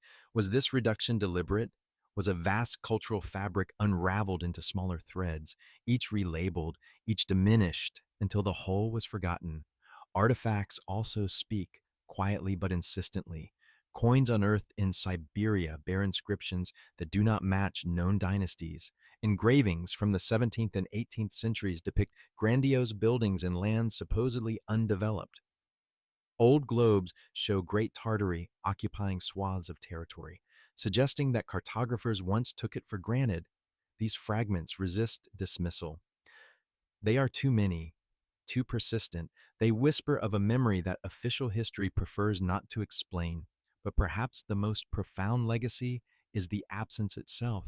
Tartaria's disappearance left a void in the story of humanity, a gap where an empire should be, a silence where a chorus of voices once sang. That silence has become its own form of legacy, provoking curiosity, speculation, imagination, the persistence of the question. What was Tartaria is itself a testament to its endurance. Unlike empires recorded and neatly cataloged, Tartaria lives on precisely because it resists definition. Its legacy is the hunger it awakens in us, the sense that something vast and important has been concealed. This concealment resonates deeply in the modern world. In an age when history is often presented as linear, coherent, and definitive, Tartaria is a rupture, a reminder that the past is not always what we are told. It invites us to question authority, to doubt the certainty of textbooks, to seek truths hidden beneath official narratives. That, too, is a legacy not in monuments or artifacts, but in the restless curiosity of those who refuse to accept silence. Consider the architecture again, but through another lens. Many who study Tartaria's supposed legacy point to domes and spires, not as mere decoration, but as instruments of energy. They suggest that the ornate finials atop cathedrals, the copper domes gleaming under sun, were designed not for aesthetics alone, but to capture natural currents, ether, magnetism, electricity. The legacy here would not only be physical, but technological, a hidden science embedded in stone, disguised as religion or style, waiting to be rediscovered Whether true or not, the very persistence of this idea is part of Tartaria's inheritance. It keeps alive the belief that humanity once held knowledge now lost. And what of identity? The peoples once called Tartars did not vanish. Their descendants live still in Russia, Kazakhstan, Mongolia, Siberia. They farm, they trade, they remember, yet their memory is fragmented, their connection to Tartaria obscured. Their songs and epics, however, but sometimes preserve images of grandeur khans ruling vast domains, warriors on golden steeds, cities where the sky itself seemed to bow. These stories, passed down in oral tradition, may be the last embers of a fire nearly extinguished. The legacy of Tartaria may thus lie less in monuments than in memory distorted, diminished, but unextinguished. The strangest legacy, perhaps, is the way Tartaria haunts the imagination. Unlike other lost empires, it refuses to settle into myth alone.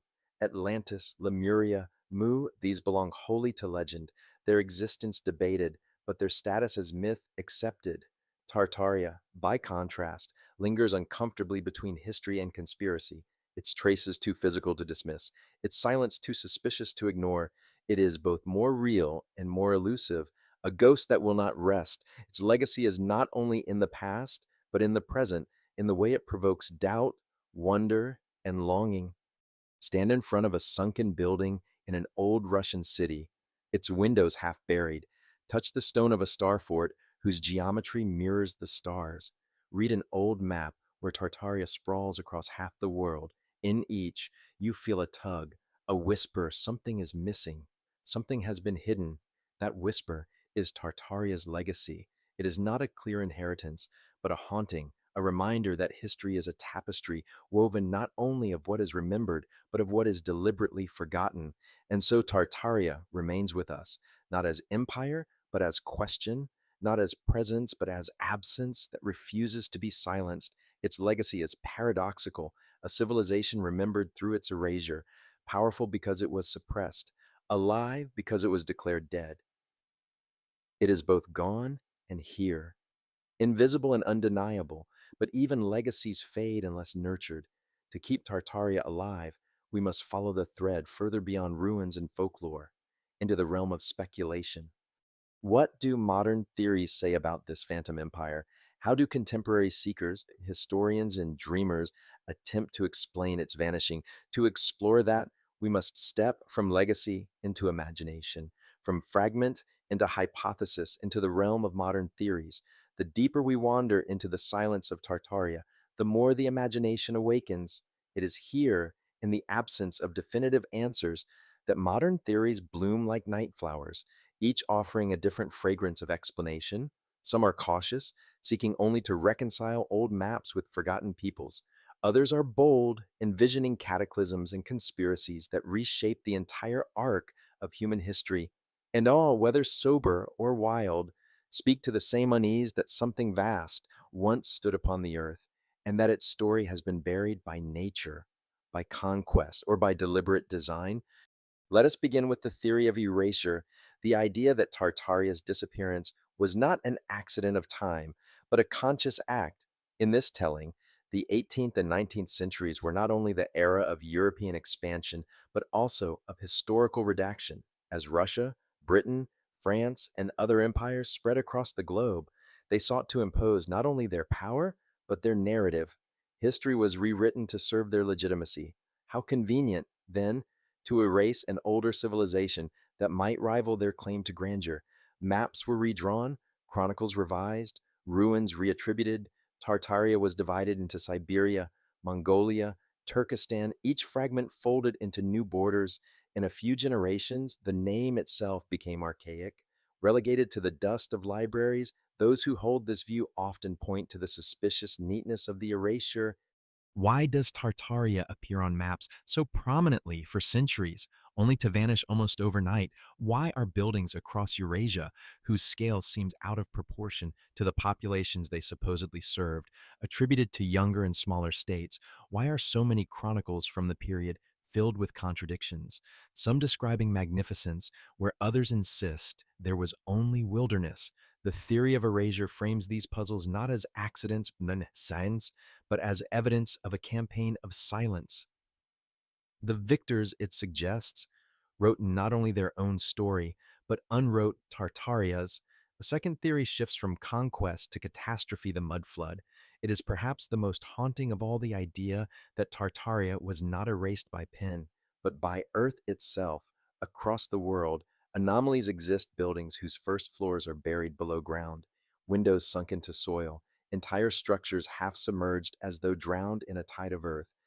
Conventional explanations speak of changing street levels, of centuries of neglect. Yet those who follow the mud flood theory see something more sudden, more violent. They envision a global event in the 17th or 18th century when a deluge of mud swept across continents, burying cities in hours. The survivors, dazed and diminished, were absorbed into neighboring powers. The empire, once grand, was literally swallowed by the earth. Its memory perished with its cities, leaving only the tops of buildings protruding from the soil, the ghostly remnants we see today. Skeptics ask, where is the geological evidence? Where are the layers of mud? Yet believers respond, look at the buildings, at their buried doors and windows, at the repetition of the anomaly across nations. Could coincidence stretch so far? They whisper that the mud flood was not a local disaster, but a global reset, a catastrophe whose traces have been systematically explained away. Whether true or not, the very idea reflects a deeper yearning, the sense that history holds within it a hidden cataclysm, an event so great it reshaped civilization itself, from mud to stone. Another theory arises that Tartaria's greatness lay in technology we no longer understand. Look at the domes, the spires, the repeating patterns carved into stone. Were these not merely aesthetic, but functional? Some suggest they were devices for harnessing natural energy, ether, magnetism, currents of the earth itself. The star forts, with their geometric perfection, may not have been military at all, but machines for channeling power, resonating with celestial harmonies. In this view, Tartaria was not only an empire of armies and trade, but a civilization of science beyond our comprehension, its achievements hidden beneath layers of stone and silence. It is easy, in a world lit by electric lamps, to forget how mysterious power once seemed. But imagine standing in a city where light glowed without fire, where heat filled homes without wood, where fountains poured endlessly without pumps. Would you not believe yourself in the presence of gods? Some modern seekers imagine Tartaria in just this way, a civilization that mastered free energy, a knowledge lost in its fall. If true, then the erasure of Tartaria was not only political, but practical, for to reveal that such power once existed would undermine the narratives of progress upon which modern empires built their authority. Other theories step further into the realm of myth. Some see Tartaria not as a separate empire, but as a remnant of something older still, Atlantis reborn upon the steppes, or the heirs of antediluvian giants who survived a great flood. In this view, Tartaria is not an 18th century anomaly, but the last flicker of a prehistoric world order, extinguished in silence. The giants of Siberian legend, the flood myths of Central Asia, the subterranean realms of Shambhala, all these are woven into the tapestry, making Tartaria less a historical state than a continuation of humanity's deepest mysteries. Among modern researchers, there is also the psychological theory that Tartaria exists not as fact, but as projection, that the name, once used loosely by Europeans to describe vast unknown lands, has become a canvas upon which we paint our fears and longings. In this reading, Tartaria is not so much an erased empire as a mirror, a reflection of our suspicion that history has betrayed us, that we have been told only half the story. It is the embodiment of our yearning for wonder, for the possibility that greatness once existed where textbooks insist there was only emptiness. Whether or not Tartaria existed, the hunger for it reveals something real: our dissatisfaction with official narratives, our longing for mystery in a world that pretends to be explained. And so modern theories circle endlessly: erasure, mud flood, lost technology, antediluvian inheritance, psychological projection. Each carries fragments of truth, each echoes with longing. None can be proven, none can be dismissed. Together to Sanoam, they form a constellation, not a single star, but many, shining faintly in the dark sky of history. To dwell on Tartaria is to dwell in this constellation, suspended between fact and dream. For the clues that remain the maps, the ruins, the buried windows are real enough to provoke questions, yet ambiguous enough to resist answers, and perhaps that is the true essence of Tartaria, not a lost empire, but a question made flesh, a silence that will not be silenced. As we leave the realm of theory, we turn toward evidence to the discoveries of archaeologists, the texts unearthed in forgotten libraries, the bones and artifacts that whisper of times older than our own. If Tartaria's story is written anywhere, it may be in these fragile remnants, these traces that survived even conquest, catastrophe, and erasure. Let us walk then into the dust and shadow of excavation, into the fragile pages of old manuscripts, to seek what archaeological discoveries or ancient texts may yet tell us of Tartaria or of the truths it conceal. If Tartaria truly lived, its echoes would not be confined to maps and legends alone. Beneath the soil, within ruins, and hidden on forgotten pages, some imprint must remain. For even when empires are buried by conquest, by flood, or by deliberate silence, their traces cling stubbornly to the earth. Archaeology is the slow art of listening to what the ground remembers, while ancient texts are the whispers of voices that survived, however faintly. To seek Tartaria in these fragments is to kneel at the threshold of mystery, brushing dust from objects and words that have outlived those who made them. Let us wander first to the steppes of Siberia, that vast and enigmatic heart of Tartaria. Archaeologists here have uncovered burial mounds, kurgans that stretch back millennia. Within them lie treasures, golden ornaments, weapons of iron and bronze, pottery etched with geometric designs. Some belong to the Scythians, others to the Huns, others to tribes whose names are forgotten. Yet certain artifacts seem to exceed the craftsmanship expected of their age. Goldwork so intricate it rivals the jewelers of later Europe. Carvings of animals and warriors that seem almost modern in their detail. To some, these are simply the achievements of nomadic artistry. To others, they are the fingerprints of Tartaria, a culture more advanced than official history admits.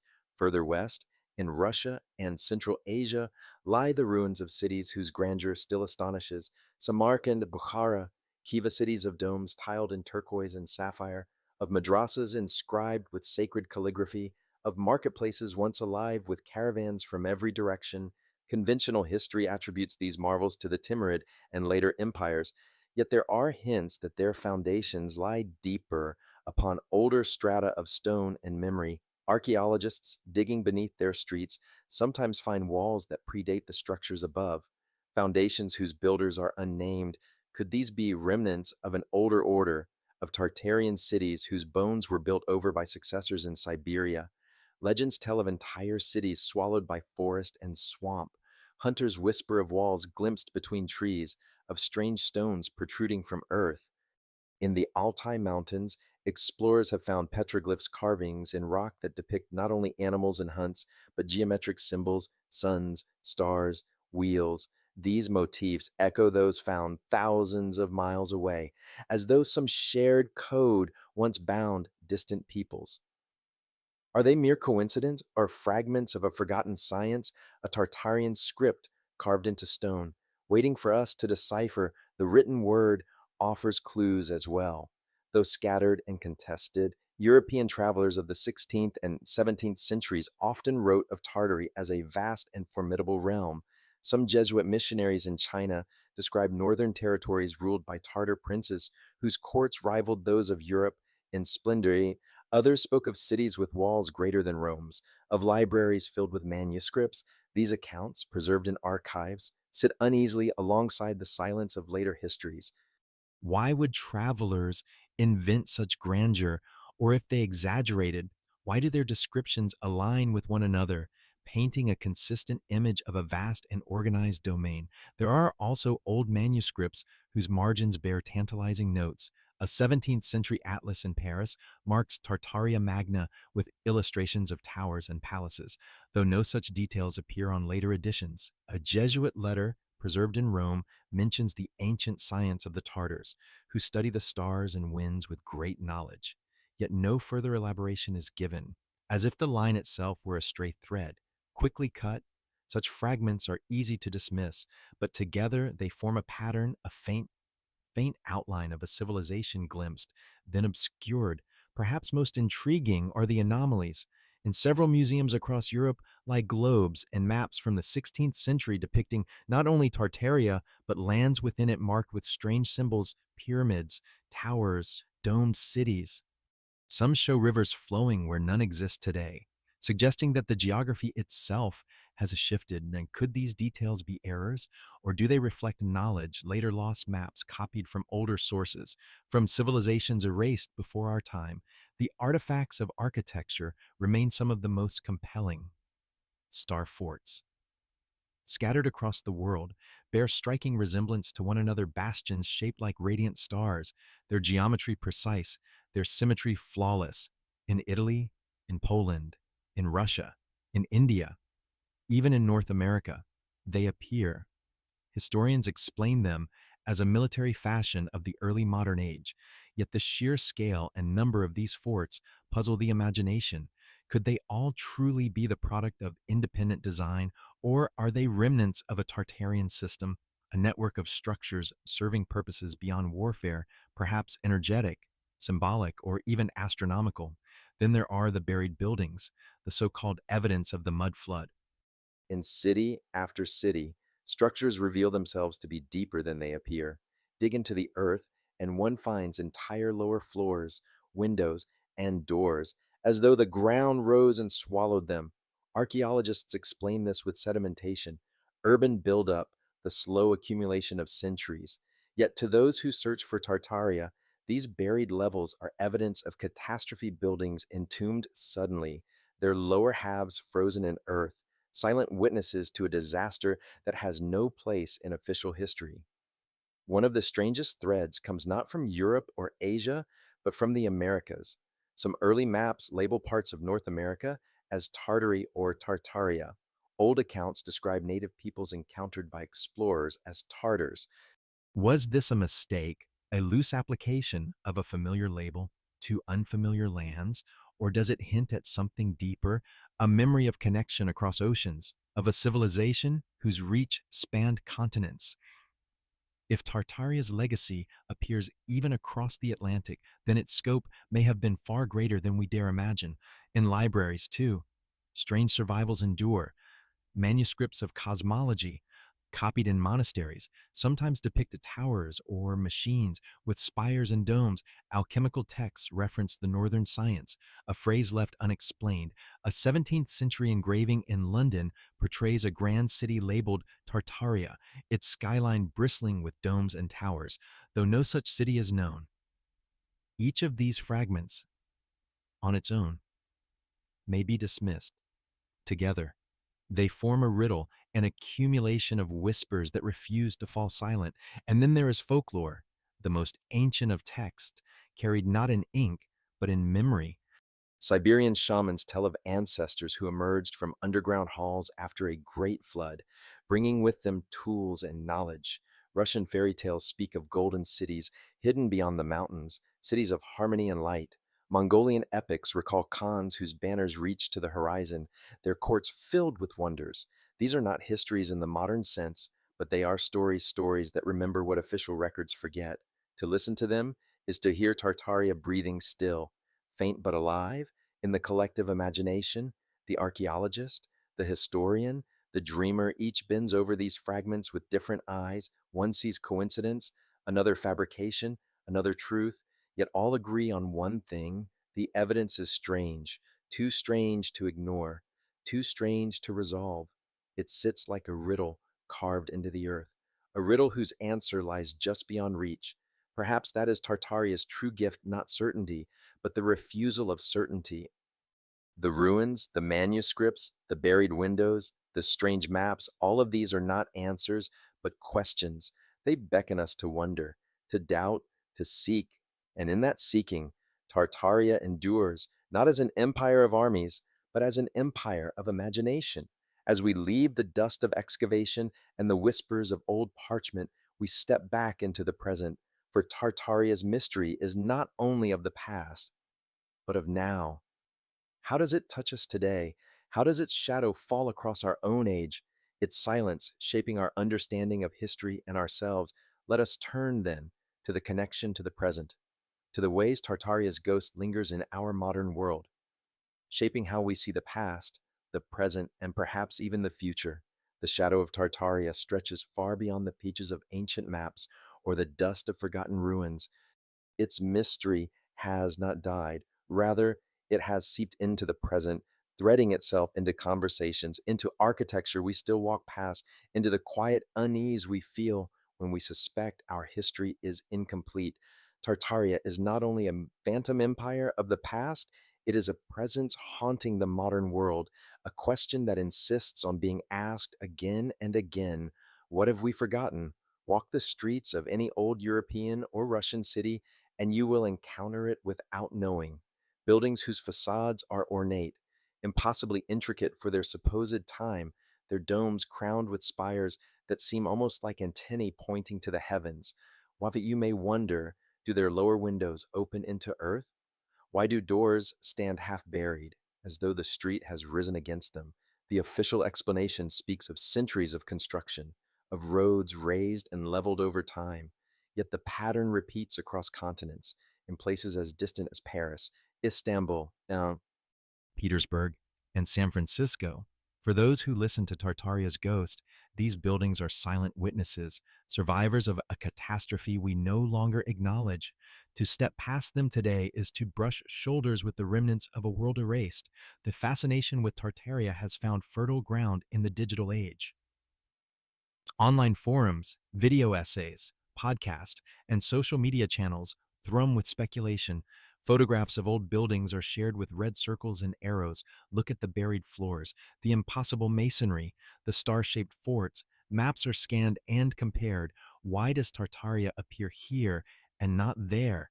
People across the world, many with no formal training in history or archaeology, gather to piece together a puzzle that professional scholars often dismiss. This democratization of curiosity is itself a legacy. Tartaria's silence has awakened not only skepticism, but community, a collective hunger to reconstruct what may have been lost. Why does Tartaria resonate so powerfully now? In our century of technology and information, perhaps because the modern world is one of both abundance and unease, we live surrounded by knowledge, and yet that very abundance exposes the gaps. The internet allows us to see old maps once locked in libraries, photographs of anomalies once hidden in archives, and when we see them, when we notice the contradictions, we begin to ask whether the story we have been told is complete. Tartaria then becomes a symbol of the missing piece, a reminder that history is not a finished book, but a manuscript still being written with entire chapters torn out. In popular culture, Tartaria emerges in subtle ways. Conspiracy documentaries speak of lost civilizations and suppressed technologies. Novelists borrow its name to evoke mystery. Blending it with the legends of Atlantis and Shambhala, musicians sing of vanished kingdoms. Artists sketch cities of domes and towers rising from endless plains.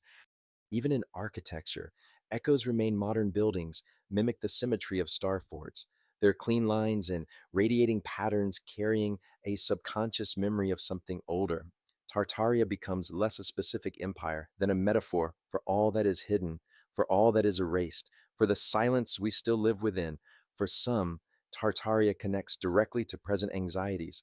If an entire empire could be erased from history, what else might be hidden if monuments and artifacts stand in plain sight yet are denied? What does that say about our trust in authority, in academia, in the narratives handed down to us? The idea of Tartaria awakens suspicion, a sense that we live not only in the present, but in a carefully curated story. This suspicion extends beyond history into politics, into culture, into identity. The Phantom Empire becomes a mirror of our unease, reflecting our doubts about who tells the story of the world and why. There are even those who see Tartaria not as a distant past, but as an ongoing influence. Some claim that remnants of its knowledge, particularly in architecture and energy, survive secretly, woven into the designs of cathedrals, government buildings, or hidden technologies. The domes and spires in this telling are not merely aesthetic, but functional, still resonating with forces we have forgotten how to measure. Others speak of Tartaria as an undercurrent in folklore, a memory that continues to shape cultures without their awareness. The idea that something so vast could survive in fragments in songs, in buildings, in subconscious archetypes gives Tartaria a peculiar kind of immortality. Even in academic circles, though the name Tartaria is seldom spoken, echoes of its scope remain. Historians debate the great empires of the steppe, the Scythians, the Huns, the Mongols, the Timurids. They trace the movement of tribes across Eurasia, the rise and fall of nomadic powers.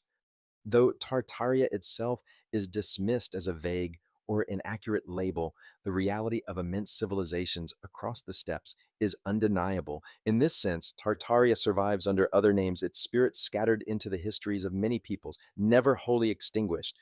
What then is Tartaria's connection to us today? It is not only in the anomalies of architecture or the persistence of folklore, it is also in the way it teaches us to look again, to doubt, to question. When we notice the buried windows, when we see the old maps, when we hear the legends, we are invited to reawaken our sense of wonder.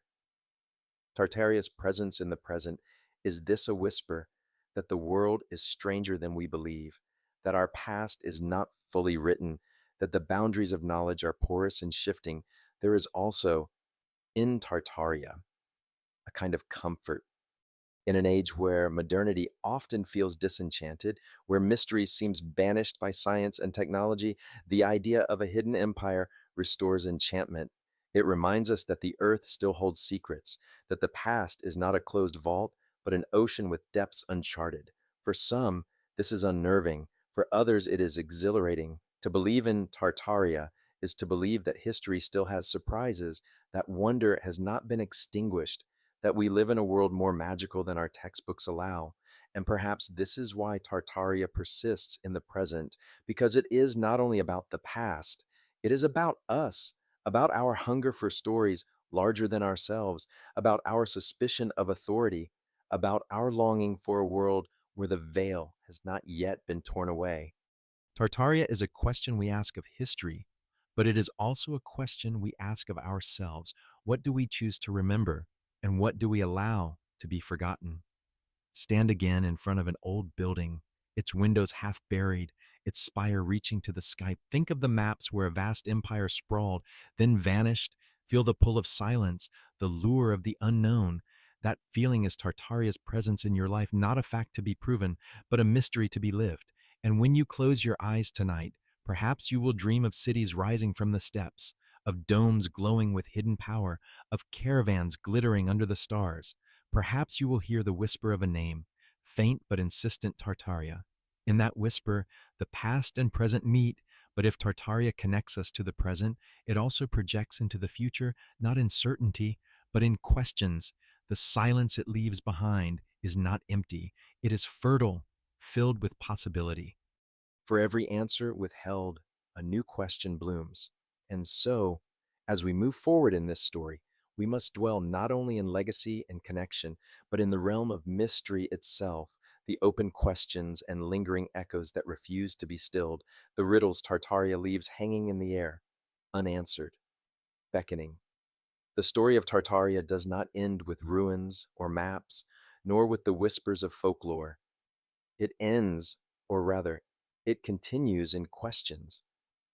For questions are the most enduring monuments of forgotten empires. Stones crumble, maps are redrawn, but doubt endures. And it is in these doubts, in these lingering echoes, that Tartaria lives on. Close your eyes for a moment and imagine walking through a great, empty steppe at twilight. The horizon glows faintly with the last light of day. The wind moves through tall grasses, carrying with it a sound that could be the sigh of the earth itself.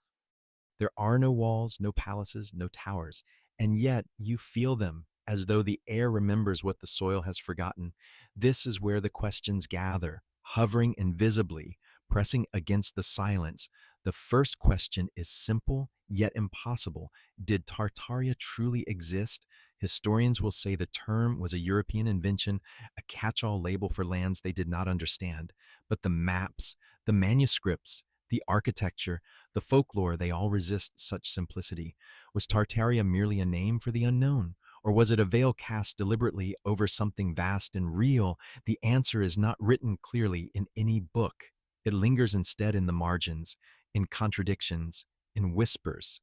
Another question: if it existed, why was it erased? Conquest explains much, but not everything. Empires fall, yet their names endure.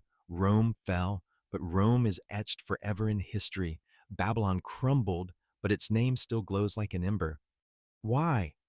Then did Tartaria vanish almost entirely? Its name reduced to an archaic curiosity? Was it erased because it was inconvenient to the new empires, because to acknowledge it would challenge the narrative of who civilized whom? Or was the silence deeper, more deliberate, a true cover up, an intentional rewriting of humanity's story? A third question lies in stone. What are the star forts? These radiant geometries dot the world, from Russia to India, from Italy to America. Historians call them military fashion, but why does their design echo celestial patterns? Why are they aligned with such precision? Why are they everywhere? Are they merely forts or remnants of a Tartarian science now lost? Structures designed not only for defense, but for resonance, for energy, for some harmony between earth and sky. The forts stand in silence, their geometry unanswered, their purpose a riddle carved into the soil. Then there is the mud. Did a cataclysm bury the world? In city after city, the buildings themselves pose the question: why are their first floors swallowed by earth? Why do doors open into soil? Why do we walk upon pavements that were once rooftops? Was this truly the slow work of centuries, or a sudden deluge, a flood of mud that drowned entire civilizations in days? If so, what event unleashed it? Earthquake, eruption, comet, or something stranger still? The buildings stand as mute witnesses, inviting us to lean close, to imagine what they saw. Another echo drifts from folklore. Were the Tartars keepers of hidden knowledge? The legends speak of lost sciences, of energy harnessed from the sky, of healing through sound and resonance. The domes and spires, the ornate finials of cathedrals, are said by some to be remnants of a forgotten technology. Could this be true? Or is it only the longing of modern minds projecting magic into stone? And if it were true, what became of that knowledge? Was it destroyed, hidden, or absorbed into secret vaults? This question lingers like a spark in the dark, alluring because it touches the edge of possibility. The human question is perhaps the most haunting. What happened to the people if Tartaria was vast? Its population must have been countless. Where did they go? Were they absorbed into Russia, China, Mongolia? Their identities fragmented into smaller tribes and nations. Did they perish in wars or cataclysms? Their voices lost to silence, or do their descendants still walk among us, unaware of the empire they once belonged to, carrying its memory in their bones, in the faces of Tatars in Russia, in the songs of nomads in Central Asia, in the myths of Siberian shamans? Perhaps Tartaria still breathes, though unrecognized. And then there is the philosophical question: what does it mean for history to forget when an empire falls and no one remembers it? Does it cease to exist? Or does it continue in silence, shaping us invisibly? Tartaria may or may not have been real in the way other empires were, but its absence is real. Its erasure has shaped the story we tell of human civilization, a story that privileges some empires while silencing others. In this sense, Tartaria exists not only as a possibility, but as a critique, a reminder that history is always a tapestry woven with choices: what to remember, what to forget, what to silence. These questions are not easily answered. They linger like echoes in a canyon, repeating, reshaping, growing fainter, yet never dying. Each clue we uncover, a buried window, a strange map, a forgotten text, only deepens the questions. It is as though Tartaria is less a lost empire than a labyrinth, one that leads us not to answers, but to more mysteries. Yet perhaps this is its truest legacy, for in the asking, in the wondering, we keep alive the sense of mystery itself. In a world where science and technology claim to explain everything, Tartaria resists explanation. It reminds us that the past is not finished, that silence is as telling as speech, that forgetting is itself a kind of presence. Consider again the step at twilight. The grasses move, the horizon darkens, the first stars appear, the land looks empty, but you feel it humming, as though beneath the soil an empire still breathes.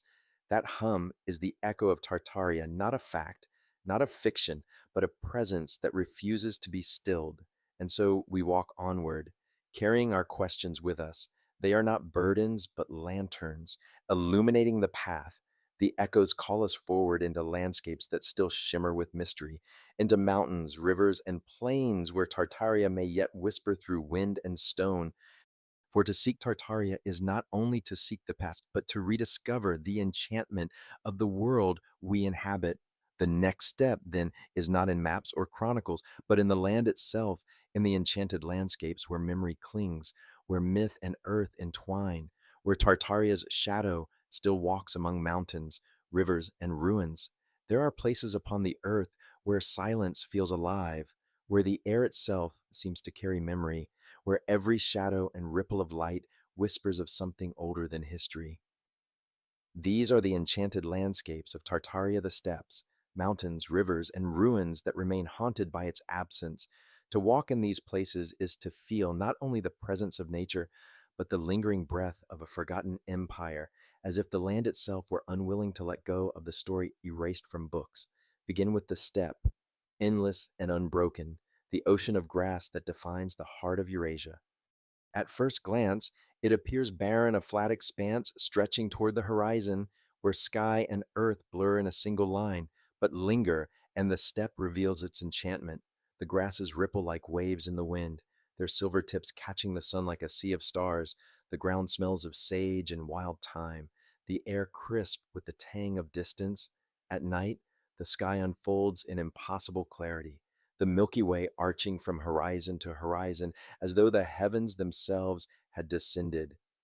Here, one feels the immensity of the world and the fragility of human empires beneath it. And yet, scattered across this vastness, burial mounds rise the kurgans of forgotten kings, tumuli silhouetted against dawn, their silence deeper than words.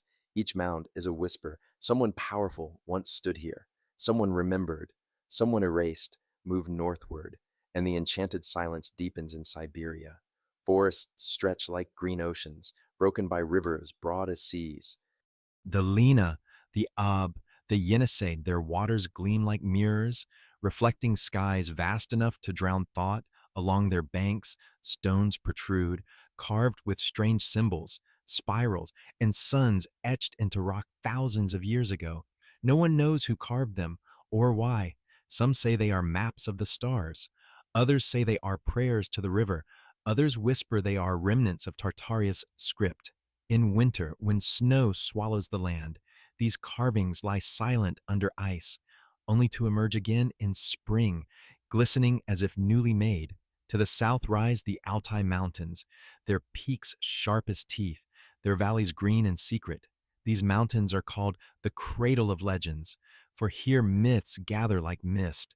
Shamanic chants still echo in the valleys, their rhythms pulsing with the beat of drums, summoning spirits of earth and skidios. Travelers have long reported visions in the Altai, strange lights flickering in the night, whispers carried on the wind, shapes moving where no human stands. It is said the mountains guard secrets hidden valleys where ruins of golden cities lie, swallowed by time, and where Tartaria's last breaths may still linger. The Altai are not only geography, but memory made stone, an enchanted threshold between worlds.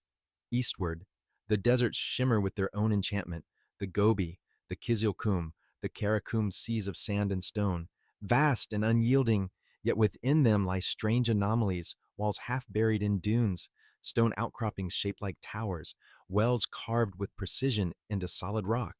Legends tell of caravans stumbling upon cities in the desert, gleaming in sunlight, only to vanish when approached, leaving only empty sand, perhaps mirages, perhaps memories, perhaps ruins swallowed and revealed by shifting dunes. The deserts hold their secrets tightly, their silence filled with heat and the hiss of wind, but to those who listen closely, they whisper of Tartaria's bones buried deep beneath the shifting sands. To the west lies the Caspian Sea, its waters vast and restless, its shores haunted by ruins. Ancient travelers describe ports along its edge, bustling with ships and trade, yet today many of those harbors lie sunken or abandoned, their stones washed by waves. Fishermen speak of strange structures beneath the water, glimpsed when the tide is low walls, pillars, shapes too regular to be natural. Could these be remnants of Tartarian cities drowned by rising seas? Echoes of the floods whispered in legend. The Caspian glimmers at sunset like a sheet of molten gold, but beneath its beauty lies the weight of secrets still submerged. And what of the cities we still know: Samarkand, Bukhara, Astrakhan, Kazan, names that ring with history yet feel incomplete? Walk their old streets, and you will see domes tiled with turquoise, arches carved with stars, towers reaching upward as if to call down the sky. These cities are alive still, but their bones feel older than the stories told about them. Beneath each palace lies another foundation. Beneath each mosque or cathedral, another stratum. To those who seek Tartaria, these cities are palimpsests, layers of memory written and rewritten, yet never fully erased.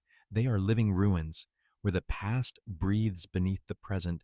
Even further afield, Tartaria's landscapes seem to extend. In Europe, star forts still stand, their bastions sharp and radiant as suns. In America, buildings of impossible grandeur rise in cities barely centuries old, their domes and arches resembling those of faraway lands. Why such similarity?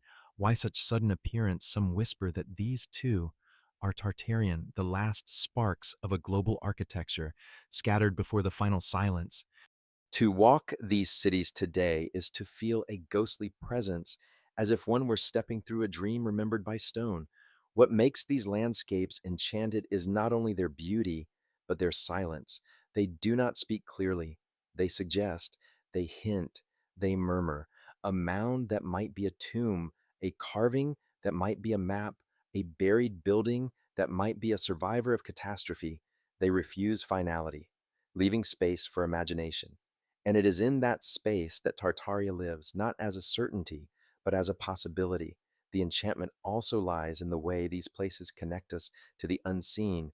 In the steppe, you feel the immensity of sky; in the forest, the whisper of spirits; in the mountains, the pulse of earth; in the desert, the shimmer of illusion; in the sea, the weight of secrets submerged. Each landscape is a threshold, a doorway into mystery. Each seems to say the world is older than you know, deeper than you believe, stranger than you imagine. Even those who do not believe in Tartaria feel the enchantment. To stand before a star fort is to feel awe at its precision. To trace the carvings on Siberian stones is to feel wonder at their makers. To wander a buried building is to feel the chill of time pressing down. Tartaria may or may not have been an empire, but the landscapes it is tied to are real and their power undeniable. They invite us to slow down, to listen, to imagine. And in that act of imagination, Tartaria rises again, faint but insistent, like mist rising from earth at dawn. These enchanted places remind us that history is not a straight road, but a labyrinth. They whisper that memory is not only in books, but in stone, in soil, in wind. And they show us that even when names are erased, the earth remembers. Tartaria's empire may have fallen, but the land still carries its shadow. As we wander deeper into these landscapes, another realization emerges: that Tartaria is not alone. Other cultures, other legends tell of hidden kingdoms, vanished empires, lost paradises. From Atlantis beneath the sea to Shambhala hidden in the mountains, humanity's imagination is filled with parallel stories. Perhaps Tartaria is part of this greater chorus, a voice among many, singing of the same longing, the longing for a world greater than our own, a memory of something we have lost. And so, from enchanted landscapes, we turn to parallel legends, the myths and tales across the world that echo Tartaria's story. Weaving it into the universal fabric of forgotten empires and hidden realms, Tartaria's story does not stand in isolation.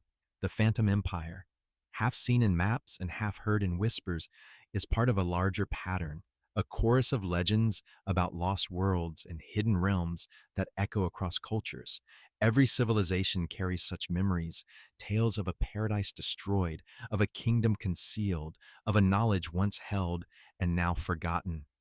When we set Tartaria alongside these other stories, Atlantis beneath the sea, Shambhala in the mountains, Yamanan, Hyperborea beyond the north wind, El Dorado in the heart of the jungle, we begin to see not only parallels, but symmetries, as though humanity has always remembered, in fragments, something immense that refuses to die. Let us begin with Atlantis, perhaps the most famous of all lost civilizations. Plato described it as a great island empire, rich in power and wisdom, that fell in a single day and night, swallowed by the sea. Scholars debate whether he spoke of allegory or memory, but the myth persists, adapted into countless forms. Atlantis was an empire erased by cataclysm, a memory surviving only in whispers. Does this not echo Tartaria? Both are vast. Both are erased suddenly, both live on through absence. Some even propose that Tartaria was Atlantis reborn not in the ocean, but upon the steppes, a continuation of the antediluvian knowledge before it was finally extinguished, whether true or not. The resonance is undeniable. Both speak of grandeur denied, of an inheritance we no longer hold. Move eastward to Shambhala, the hidden kingdom of Tibetan and Mongolian lore.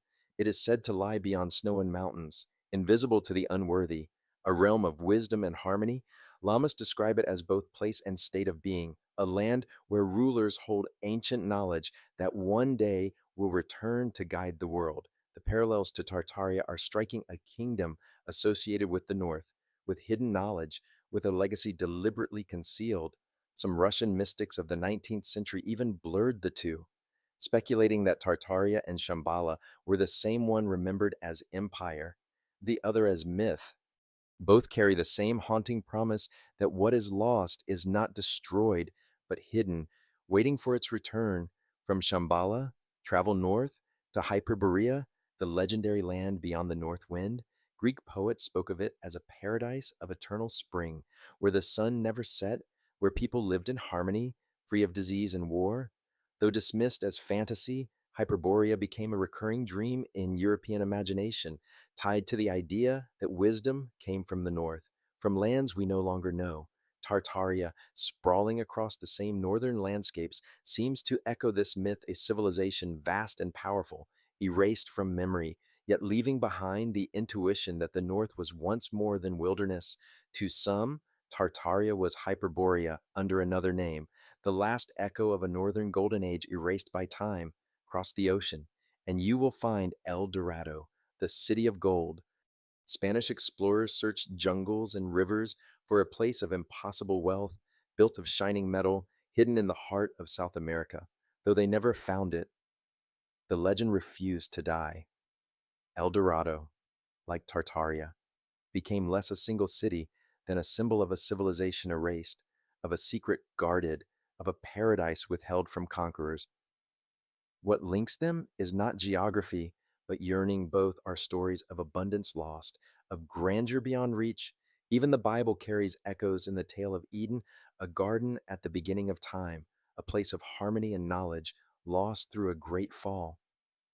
Eden, like Tartaria, lingers not as a place, but as an ache, a memory of something we feel but cannot name. Could Tartaria be one of Eden's earthly shadows, a civilization that lived closer to that original harmony, only to be swallowed in silence when we place these legends side by side? A pattern emerges. They are not isolated tales, but variations on a theme. A great civilization rises. It possesses knowledge or abundance greater than ours. It falls suddenly through cataclysm or erasure, and yet it is not fully gone. Its memory lingers in myth, in ruins, in whispers. Atlantis beneath the sea, Shambhala in the mountains, Hyperborea in the north, El Dorado in the jungle, Tartaria upon the steppes, all speak of the same cycle, the same longing, the same haunting. Why do these stories recur across cultures? Perhaps they are archetypal, born of the human condition, our awareness of mortality, our sense of having lost something profound, our longing for return, or perhaps they are memories, fragments of a truth too vast to survive intact. Maybe humanity did live through cycles of grandeur and collapse, empires rising and falling long before our written history began. If so, then each culture remembers a piece, each legend a shard of the greater whole. Tartaria's place in this mosaic would then be not anomaly, but continuity, another voice in the chorus of loss. Consider the echoes in architecture. Atlantis was said to have rings of concentric canals, precise and geometric. Star forts mirror such precision, radiating outward like suns. Shambhala was described as a mandala, a city laid out in sacred geometry, its structures aligned to cosmic principles. Tartarian buildings, with their domes and spires, seem to resonate with the same principal architecture as more than shelter. As a reflection of the cosmos, Hyperborea was linked to eternal light. Tartaria is often associated with energy harnessed from the sky. El Dorado was gold-made city. Tartaria is imagined as domes that shone like suns, different details, same essence civilizations embodying harmony, erased but not forgotten. There is also the theme of concealment. Atlantis was swallowed by the sea. Shambhala is hidden by mountains and invisibility. Hyperborea lies beyond impossible winds. El Dorado is concealed by jungle. Tartaria is erased by mud, by pen, by silence. All are not destroyed but hidden, waiting as though humanity believes, deep down, that what is lost is never truly gone, only veiled. This veiling itself becomes a kind of enchantment, for if the legends were resolved, if Atlantis were found, if Shambhala opened its gates, if Tartaria were proven, the mystery would end. Perhaps that is why they persist not as answers, but as questions that keep wonder alive. Each generation seeks them, not only to recover the past, but to recover mystery itself.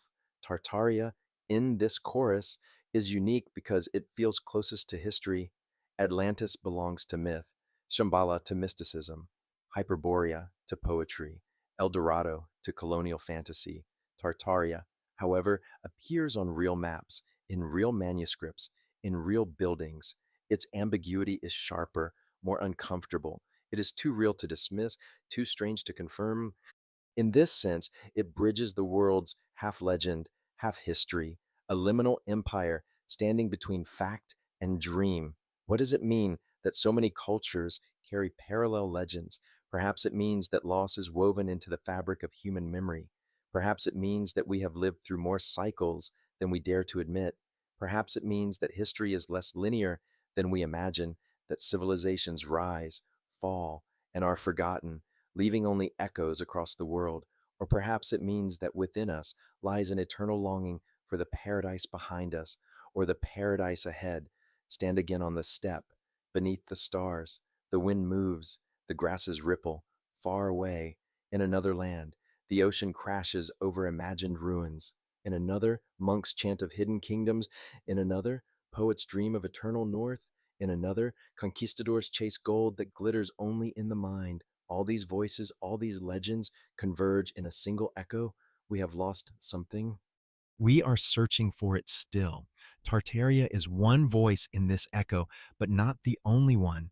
It is part of a human chorus that spans continents and centuries, reminding us that history is as much about forgetting as remembering, as much about longing as knowing.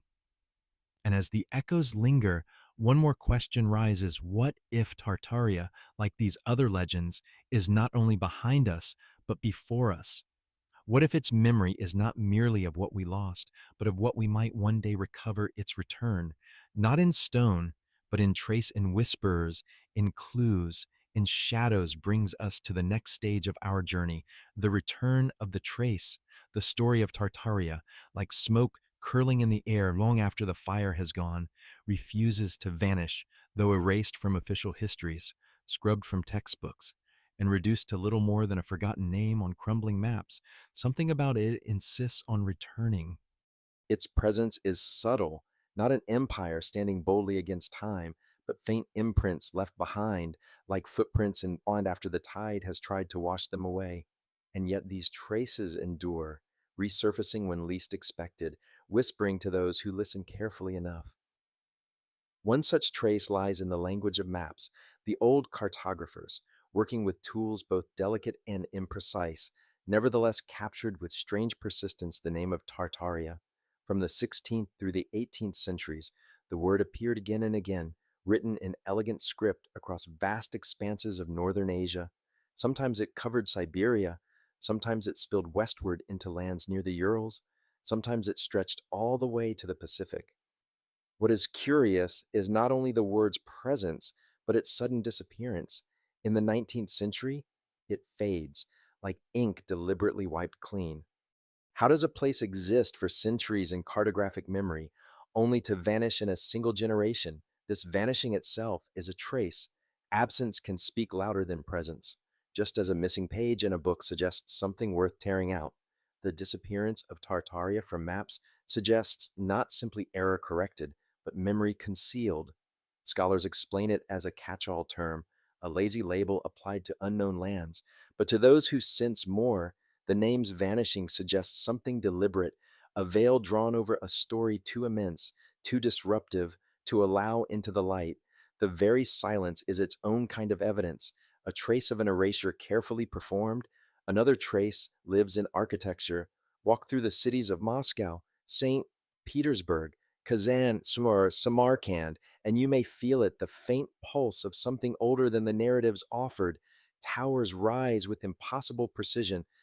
Domes gleam with symmetry that seems less designed than discovered, as if reflecting cosmic laws. In St. Petersburg, palaces with ornate facades stand as if conjured overnight, built in spans of time too short for their grandeur. In Kazan, the cool Sharif Mosque blends seamlessly with Kremlin walls, whispering of cultural fusions forgotten. In Samarkand, the Registan Square glows with tilework so intricate it feels less made by human hands than breathed into being. These buildings, some say, are Tartarian. They are too grand for their claimed builders, too perfect for the times in which they were supposedly raised. They speak of knowledge lost, of methods erased, of an architecture not of effort alone, but of resonance buildings not only to shelter, but to vibrate with the rhythms of the universe. The trace here is one of dissonance. The official stories do not align with the grandeur of what remains. The walls still stand, the stones still shine, and in their endurance they whisper, "We were here, you cannot unbuild us." Then there are the folk memories, the tales woven into the fabric of rural lives. Across Siberia and Central Asia, fragments of stories speak of kingdoms long vanished, of rulers whose names no one dares repeat, of cities buried beneath rivers and plains. The nomads tell of palaces swallowed by earth, of fires that rained from the sky, of migrations forced by cataclysms. In these stories, Tartaria lingers as a ghostly backdrop not named, perhaps, but felt. Memory that refuses to die often hides not in books, but in the mouths of those who still carry echoes of their ancestors' fears. Even stranger are the physical traces that some interpret as deliberate concealment. Mud floods, they say, swept through the cities of the world in the 19th century, burying the first floors of buildings in soil. Look closely at photographs of St. Petersburg, Moscow, or even Paris, and you see doors leading into the earth, windows half buried beneath the streets, as if the ground rose suddenly to swallow them. Was this a natural disaster, or was it the method by which Tartaria was erased, its architecture buried, so that only fragments remained above the surface? The trace of Tartaria, in this telling, lies in the soil itself, clinging to the lower windows of buildings where people now walk above what once stood. And yet, traces also return in the most unexpected ways, through curiosity, through the quiet persistence of those who refuse to let the story die. In the digital age, the whispers have reawakened. Photographs of buildings that seem too advanced, old maps scanned and shared, showing Tartaria boldly across Eurasia, forgotten manuscripts emerging from libraries and archives, carrying words that resist official narratives. What was once dismissed as conspiracy or fantasy begins to gather momentum, not as a clear truth, but as a puzzle too intricate to ignore. The trace now returns not in stone or soil, but in the minds of those willing to look again. Perhaps the most powerful trace, is not physical at all. It is the feeling of Tartaria, that haunting sense when standing before an old building that does not fit its story, that shiver when reading a text that names a place the world insists never existed, that ache when gazing upon a vast plain, sensing that something immense once unfolded here, something greater than our maps or histories admit. The trace lives in the intuition of countless souls who sense, without proof, that the past is stranger, grander, and more hidden than we are told. This return of the trace is not accidental. History is not a fixed record, but a river, and rivers have currents beneath the surface. What is buried has a way of resurfacing, like driftwood rising after long submersion. The traces of Tartaria emerge because memory itself cannot be destroyed, only delayed. The empire may be gone, its name erased, but its shadow has a stubborn life of its own, and like all shadows, it clings to the light that created it. There is, perhaps, a deeper reason why Tartaria returns. We live in an age hungry for lost things. As technology advances, as data expands, as certainty grows, we find ourselves paradoxically drawn to mystery. We long for the gaps, for the silences, for the shadows that resist neat answers. Tartaria offers that the trace of something immense, forever unresolved, forever luring us into wonder. Its return is not only the return of history, but the return of yearning itself. Imagine now, walking across a steppe under twilight. The grass whispers around you, far away. Mountains rise like sleeping giants. Beneath your feet, unseen, lie the ruins of cities erased. Around you, the wind carries echoes of hooves, of voices, of languages buried in silence. Every stone, every horizon feels like a trace. You cannot see Tartaria, but you can feel it. And in that feeling, you know some things never truly vanish. The traces gather like threads in a tapestry, maps, buildings, stories, soil, memory, intuition, each a fragment, each incomplete complete, but together forming a ghostly outline. Tartaria, the erased empire, cannot return in stone, but it returns in shadow, in whisper, in trace, and perhaps that is enough to remind us that history is not what is written, but what linger. As we follow these traces, a deeper question emerges. If what remains is only shadow, then what was the shape of the body that cast it? What was Tartaria in its fullness, before erasure, before silence? The answer may never be whole, but the traces lead us, step by step, into the final act of this journey toward the last breath of the mystery and the closing whisper that waits at the end of the tale. There comes a moment in every long wandering through shadows and ruins when one realizes that the trail has grown thin, that the echoes no longer multiply but fade, dissolving into silence. The story of Tartaria has led us across maps and monuments, through whispers and contradictions, into landscapes that shimmer with half remembered grandeur. And now, as we draw nearer to the end, it feels as though we are holding our breath, listening for the final note in a song whose melody has lingered too long in twilight. Tartaria is a name, a map, a riddle, but it is also something more elusive, something that moves like wind through reeds. For centuries, people have walked upon its lands without knowing. The peasants of Siberia, the nomads of the steppes, the merchants of Samarkand all have carried fragments of its memory in their lives, their stories, their silences. Yet as the world's great powers reshaped themselves, Tartaria's breath seemed to weaken until it was nothing more than a faint sigh hidden in old libraries and half-buried windows. And yet that breath lingers. When we consider what might have been lost, we enter a kind of mourning. The thought that there once existed a civilization vast, ingenious, radiant, that we have all but forgotten, evokes a sorrow deep and hard to name. Imagine an empire not ruled by the sword alone, but by geometry, music, and star-aligned structures.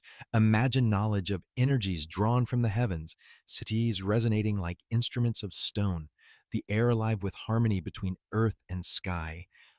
Then imagine that all of it, the sciences, the voices, the palaces, was silenced, not by time's natural decay, but by deliberate erasure, by conquest and rewriting. Such imagining is not evidence, but it is grief, a grief that feels strangely real. And grief has its own kind of truth. To stand before a buried window, half swallowed by earth, is to feel it the ache of something died. To trace the lines of a star fort, gleaming in geometric defiance, is to sense it the pulse of forgotten intent. To see the word Tartaria inked on maps, then see it vanish without explanation, is to know it the violence of forgetting. These are not proofs, but they are breaths, faint exhalations of a mystery too stubborn to die. Perhaps the last breath of Tartaria is not a single moment in the bed when its last city fell or its last ruler was dethroned. Perhaps it is happening still. Each time a building is demolished, each time an archive grows dusty, each time a historian dismisses a question too quickly, another breath escapes, drifting upward into silence. Yet at the same time, each time someone looks closer, listens harder, questions deeper, a new breath is drawn, and the mystery lives again. Tartaria dies, and Tartaria rises not in stone, but in imagination. But imagination is not weakness. It is, in some ways, the truest form of endurance. Consider how Atlantis has lived in minds for millennia, despite being nothing more than a story recorded by Plato. Tartaria, too, exists now as a story, one that grows stronger as modern seekers find traces that official history neglects. Its last breath is not its ending, but its transformation from empire to enigma, from nation to ghost. Still, there is a haunting question. What if Tartaria's final breath was taken in silence centuries ago, and what remains is only our projection, our yearning for lost worlds? The thought is unsettling, for it suggests that Tartaria is less about history and more about ourselves, our hunger for wonder, our mistrust of authority, our ache for the hidden. If so, then Tartaria is both real and unreal, both empire and mirror. We breathe life into it because it breathes life into our longing for mystery. Picture now a lone traveler walking across the Eurasian steppe at night. The stars blaze like ancient fires. The grasses bend and whisper. The air is vast, empty, endless, and yet heavy with presence. The traveler pauses, breath misting in the cold, and wonders who else has stood here before me, who else has gazed at this same horizon. The silence feels alive, as if countless eyes once watched from unseen towers, as if countless voices once sang across this land. The traveler breathes in, and in that breath, Tartaria stirs again. This is how the last breath of the mystery works, not as an ending, but as a cycle. Every silence becomes a question, every question becomes a whisper, and every whisper is breathed into the present by those who dare to wonder. Perhaps the empire is gone, its palaces swallowed, its archives burned, but the memory of it faint, broken, stubborn moves through us like wind through an abandoned city, like water through a dry channel. It cannot be silenced entirely because it does not live only in stones. It lives in the human heart, in the need to believe that there is always more to the story, always another horizon, always something hidden beyond the veil. And so Tartaria's last breath is not a sigh of finality. It is the hush before a whisper. It is the stillness that deepens mystery rather than resolving it. It is the reminder that history is not finished, that silence itself can be eloquent. Even now, in the stillness of the night, if you listen closely, you may hear it not with your ears, but with that quiet inner sense that stirs when wonder awakens. It is a breath, faint but steady, carrying across time the breath of an empire that refuses to be entirely forgotten. And as it drifts to us, fragile but enduring, it prepares us for the closing whisper, the moment when story becomes silence again, and mystery, having walked beside us, returns to its shadows. The tale of Tartaria does not end with answers. It does not close like a book with a neat final page, nor does it resolve like a puzzle with all the pieces in place. Instead, it fades slowly, softly, like fog dissolving at dawn, leaving only damp traces on the grass where it once lingered. And yet, in that fading lies its greatest power, for what disappears in silence has a way of echoing more deeply than what is shouted. Tartaria survives, not as a fact, but as a whisper. Imagine lying down beneath a canopy of stars on the boundless Eurasian steppe. The earth beneath you is cool, the grasses murmur with the night breeze, and above, constellations blaze as they have for tens of thousands of years. Somewhere in this vastness, empires rose and fell, their stones crushed into soil, their names erased from books, but the stars remember, the land remembers, and when the air stills, you can almost hear it a sigh, faint as a memory not quite your own. It is Tartaria, breathing softly through time, reaching across centuries, not with monuments, but with mystery. This whisper is not loud enough to instruct, not strong enough to command. It does not tell you what to believe. Instead, it brushes against your mind like a secret overheard, but not fully understood. Was Tartaria a real empire, sprawling and majestic, covered up by victors who rewrote history? Or was it a name, a placeholder, an invention of cartographers mapping lands they did not know? The whisper does not decide, it invites, it leaves the question open, so that each listener carries away not certainty, but wonder. In this way, Tartaria becomes a mirror. When you hear its whisper, what you hear is partly yourself.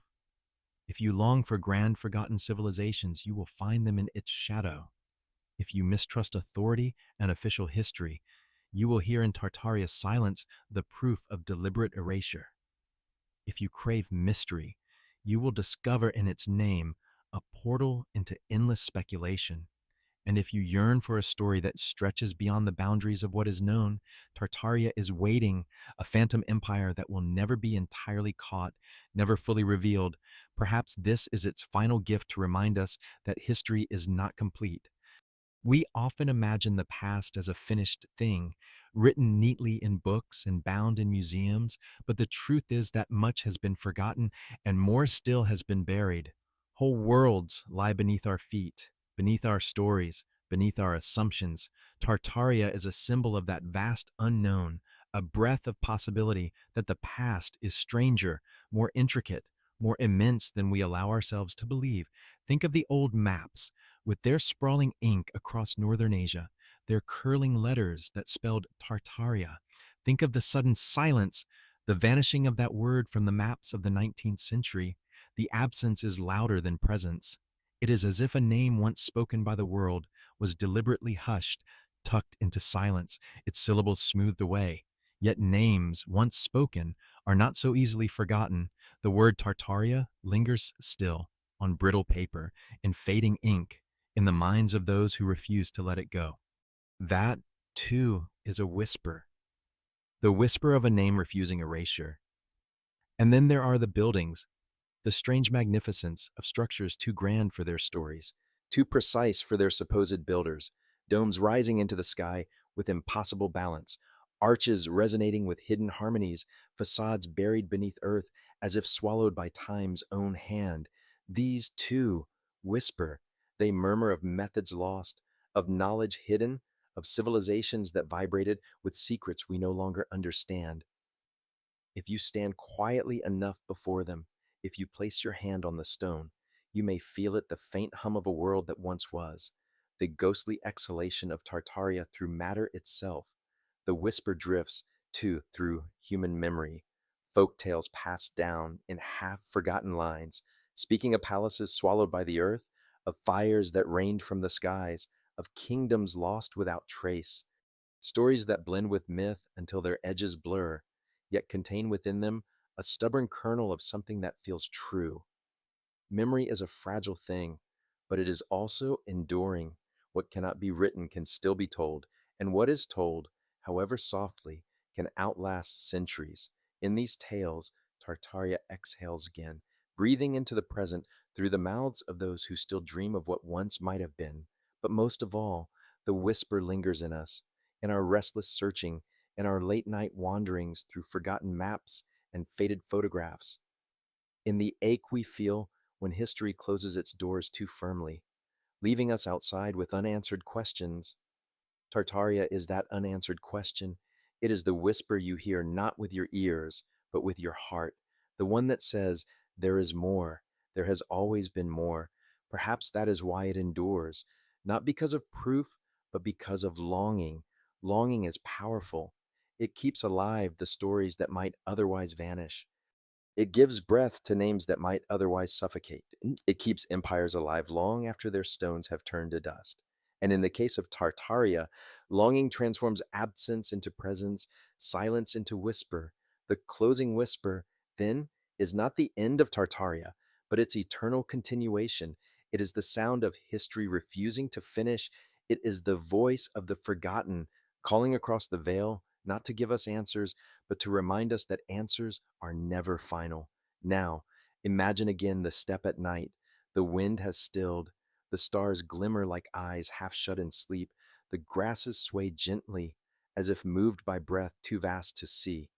In this silence, you hear it faint, tender, insistent, a whisper carrying across the ages, brushing against your ear, your mind, your soul. You cannot hold it, you cannot command it, but you can receive it. And in receiving it, you join a chain of listeners who, for centuries, have heard the same thing, that history holds secrets, and some of them will never die. The whisper fades, but does not vanish. It waits, always, in the silence. It will find you again when you walk through a city and notice a buried window, when you trace the lines of an old map, when you gaze upon a dome that gleams too perfectly against the sky, when you pause in wonder at the immensity of the past. In those moments, you will hear it again, the whisper of Tartaria, the empire erased, yet enduring, the silence louder than speech, the breath that never stops. And as you drift into sleep, carried by this whisper, you may find yourself dreaming not of answers, but of vast plains, forgotten palaces, and voices calling softly across the centuries. For some mysteries are not meant to be solved, they are meant to be felt, and Tartaria is one of them.